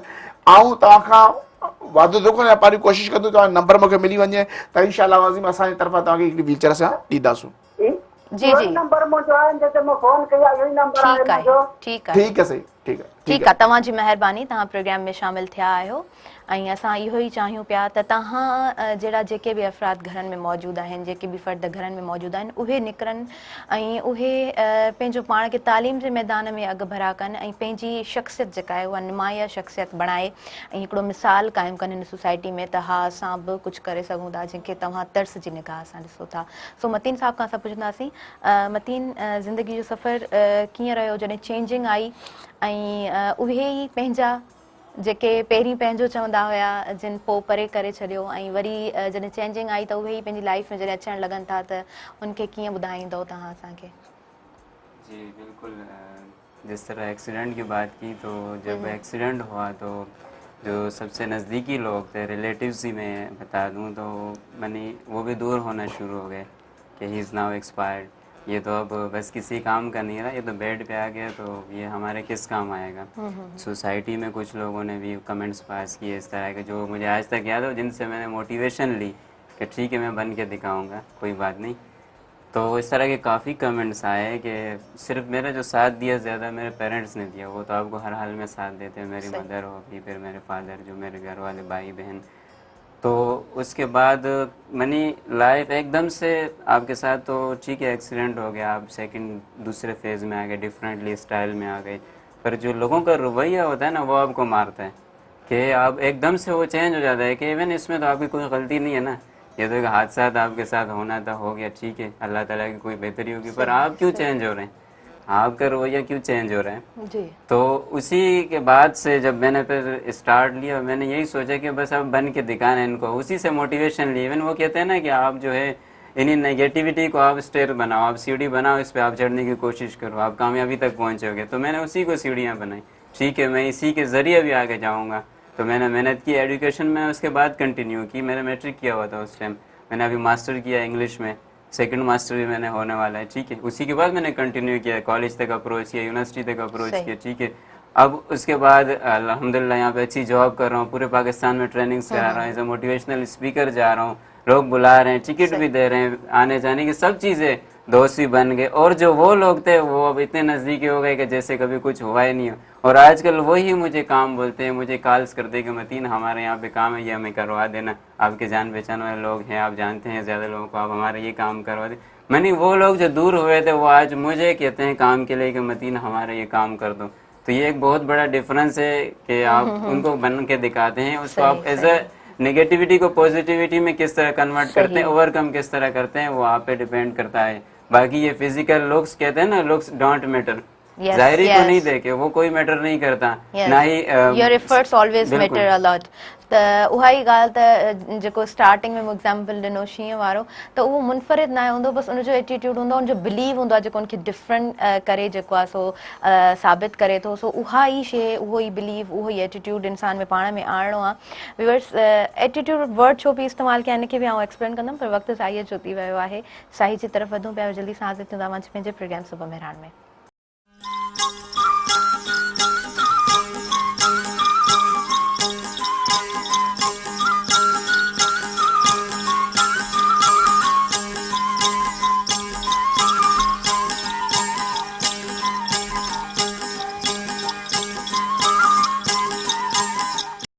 वेलकम बैक नाज़रीन, सभिनी ॾिसंदड़नि खे आउं भली कार चवां थी अवांजे पंहिंजे प्रोग्राम सुबुह मेहरान में।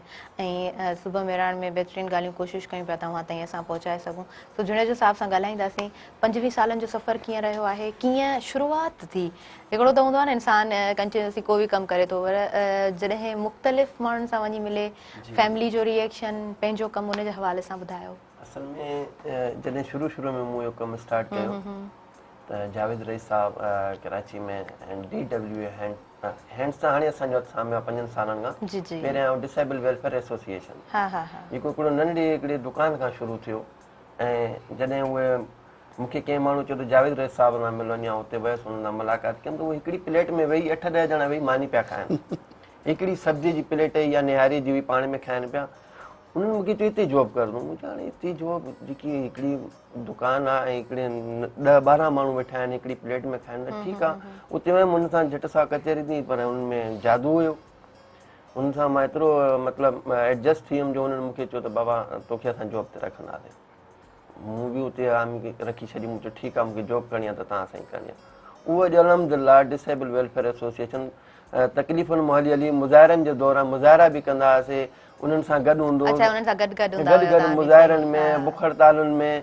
पर हाणे त ख़ैर उहो वक़्तु ख़तमु थी वियो आहे, हाणे त इम्प्लीमेंट जी ज़रूरत आहे। उन दौरान इहे केॾियुनि तकलीफ़ुनि में निकिता ऐं जावेद रोज़ ऐं लाल साहब इन सां गॾु हूंदो हुओ, ऐं विदाउट पे, ईअं न त पे वठंदो हुउसि, उन टाइम विदाउट पे त वॉलंटरी कमु कंदो हुउसि। एतिरो मज़ो अची वियो, उन टाइम पंहिंजो कमु बि कंदो हुयुसि, लेकिन हिन कम में मूंखे एतिरो मज़ो अची वियो जो मतिलबु छॾणु मुंहिंजे लाइ नामुमकिन थी हाँ हाँ हाँ हाँ हलंदा रहियासीं पोइ तक़रीबन 20-22 साल स्टेप बाय स्टेप कमु वधंदो रहियो जॾहिं 5 सालनि खां पोइ 5-6 साल हाणे हैंड्स असांजो हथु थामियो आहे हाँ हाँ हाँ साईं जन ॿाहिरि विया त उतां हिकिड़ो इंडिपेंडेंट लिविंग सेंटर जो कॉन्सेप्ट कॉन्सेप्ट खणी आया ऐं उन ते पोइ कराची में कमु शुरू थियो पोइ हैंड्स उन कम खे ॾिठो ऐं हैंड्स जॾहिं खां हथु थामियो आहे त हाणे अलहमदिल्ला पूरे पाकिस्तान में इहे सेंटर क़ाइमु थींदा था वञनि ऐं वधंदा था वञनि त हाणे असांजूं सहेलियूं बि आहिनि ऐं मुख़्तलिफ़ जॻहियुनि ते जिते बि सेंटर खुलनि था उते आउं ट्रेनिंग्स ॾियणु वेंदो आहियां अटेंडेंट जी ऐं मुख़्तलिफ़ क़िस्म जा डिसेबिलिटी हूंदी आहे CP चाइल्ड आहे मस्क्यूलर डिस्ट्रोफी आहे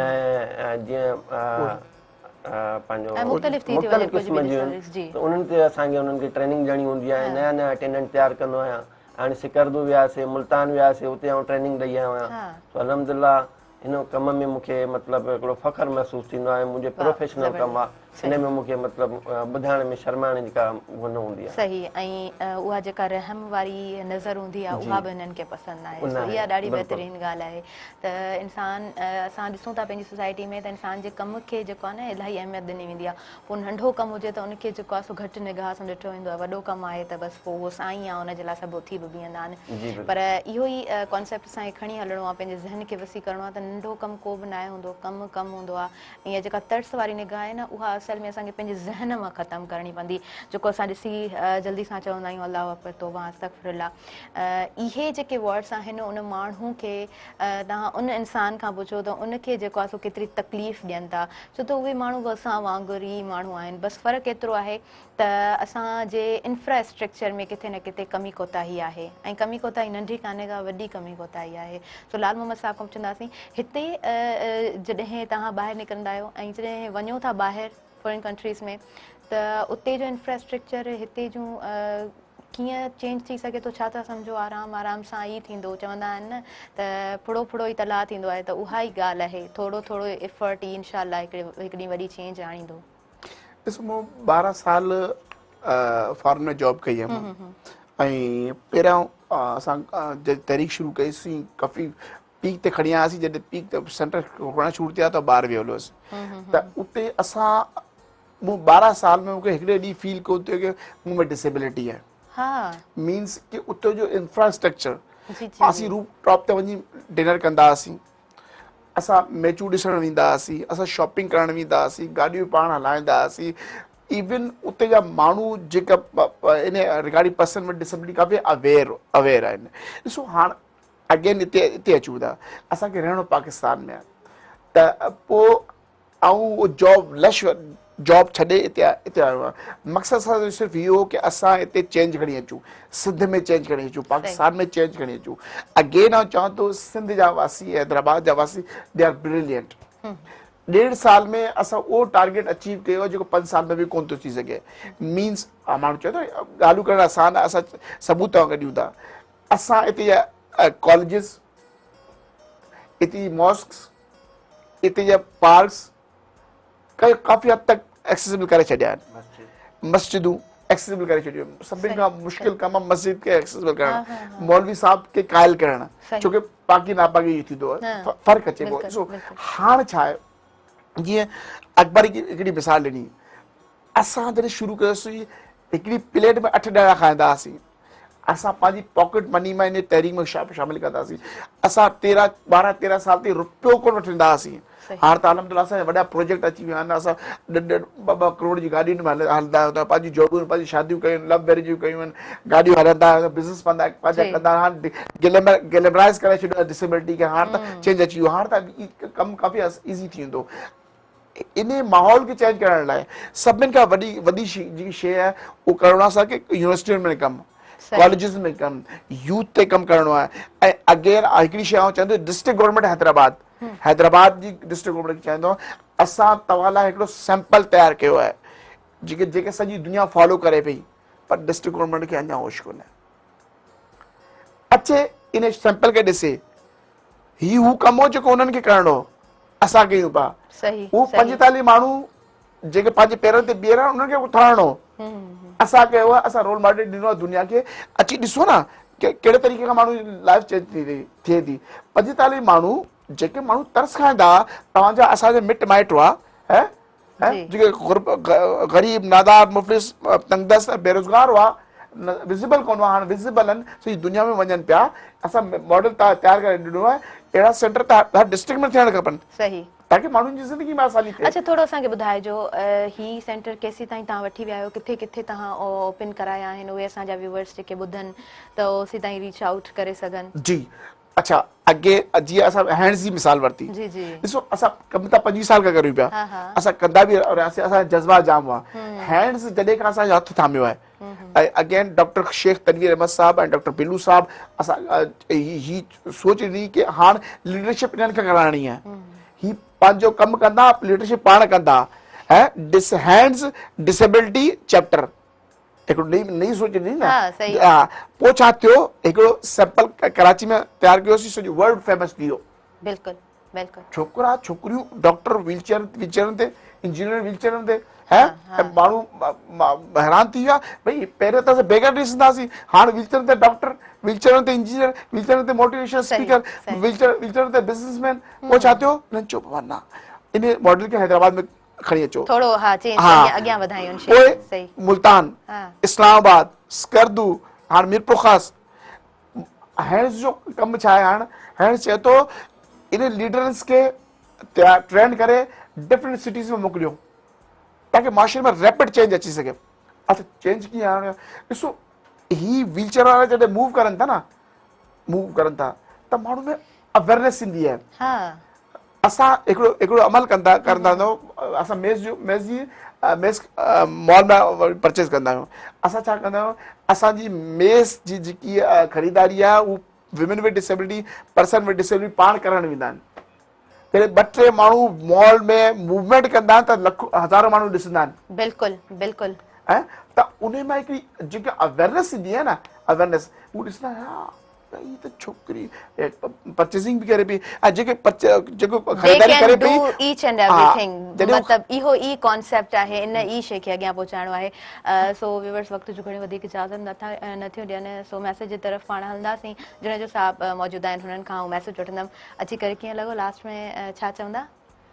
लास्ट में इहो चवंदुमि त हैदराबाद स्पेशली मूंखे तक़रीबन 1.5 साल जो हिते आयल आहियां हैदराबाद वारनि खे इहो चवनि तमामु सुठा माण्हू आहिनि जेकी डिसेबल्ड पर्सन ॿार आहिनि तक़रीबन उहे पंहिंजो घरनि मां नथा कढनि सो उन्हनि खे मैसेज ॾियणु चाहियां थो हैंड्स इंडिपेंडेंट लिविंग सेंटर तमामु बहितरीनु हिकिड़ो मॉडल आहे उते अचनि उते असां जेको आहे ॾिसनि असांजो कमु ऐं पोइ उन पंहिंजे फ़ैसिले ते अचनि ऐं जेको आहे जेकी नंढनि ॿारनि नथा कढनि शर्मिंदगी नथा कढनि त शायदि सफ़ेद पोश माण्हू त जेको आहे माण्हू असांजे टोकिन न त इन शइ खे ख़तमु कनि ॾाढो बहितरीनु ॾाढो सुठो मैसेज तव्हांजी महिरबानी प्रोग्राम में आया लाल मोहम्मद साहब तव्हां लास्ट में छा मैसेज ॾींदा ऐं स्पेशली फ्लड इफेक्टीज़ जे हवाले सां थोरो जुड़ियो इन शॉर्ट। ॿ शेर चवंदुसि हैंड्स इंडिपेंडेंट लिविंग सेंटर गर तू मेरी आवाज़ में आवाज़ मिला दे गर तू मेरी आवाज़ में आवाज़ मिला दे तो देख तेरे शहर में क्या हो नहीं सकता।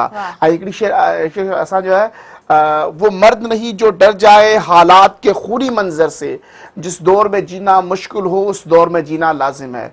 अगेन असीं चवंदासूं फ्लड जेको असांजी सिंध आहे असांजी वतन आहे इन वक़्तु असांजा सिंध वासी असांजा प्यारा तकलीफ़ में आहिनि ऐं असां इहो अज़म करे वेठा आहियूं जेसीं ताईं उहे पंहिंजे नॉर्मल लाइफ में नथा अचनि असांजी पूरी टीम इन कम में लॻी पई हूंदी हैंड्स इंडिपेंडेंट लिविंग जी टीम लॻी पई हूंदी असीं तव्हां सां गॾु आहियूं असीं तव्हां भाउ आहियूं असां कदम हर उन एरिया में वेंदासीं जिते ॾाढो बहितरीनु मैसेज मतीन साहब मां ॿुधायो लास्ट में इन शॉर्ट छा मैसेज तव्हां ॾींदा? जी बिल्कुल मैं सिर्फ इस वर्ड पे बात करूंगा जो डिसेबिलिटी व्यूवर्स भी सुन रहे हैं बार बार आप लोग भी सुन रहे होते हैं कि डिसेबिलिटी वर्ड यूज़ किया जाता है या माजूरी तो माजूरी सिर्फ उनके लिए नहीं है जो व्हील चेयर्स पे माजूर आप भी हैं अगर आप अपना माइंड सेट जो हो पूरी तरह से यूज़ नहीं कर रहे हैं यूटिलाइज नहीं कर रहे हैं आपके साथ जो अल्लाह ताला ने आपको जो नेमत दी है अगर आप उसको यूटिलाइज नहीं कर रहे हैं तो आप भी डिसेबिलिटी में आते हैं। डिसेबिलिटी में खाली ये नहीं आते कि कोई चल नहीं पा रहा वो तो यूटिलाइज कर रहा है अपने ब्रेन को वो सब कुछ कर रहा है वो सारी एक्टिविटीज कर रहा है पर डिफरेंटली लाइफ स्टाइल है उसको वो डिफरेंट तरीके से कर रहा है।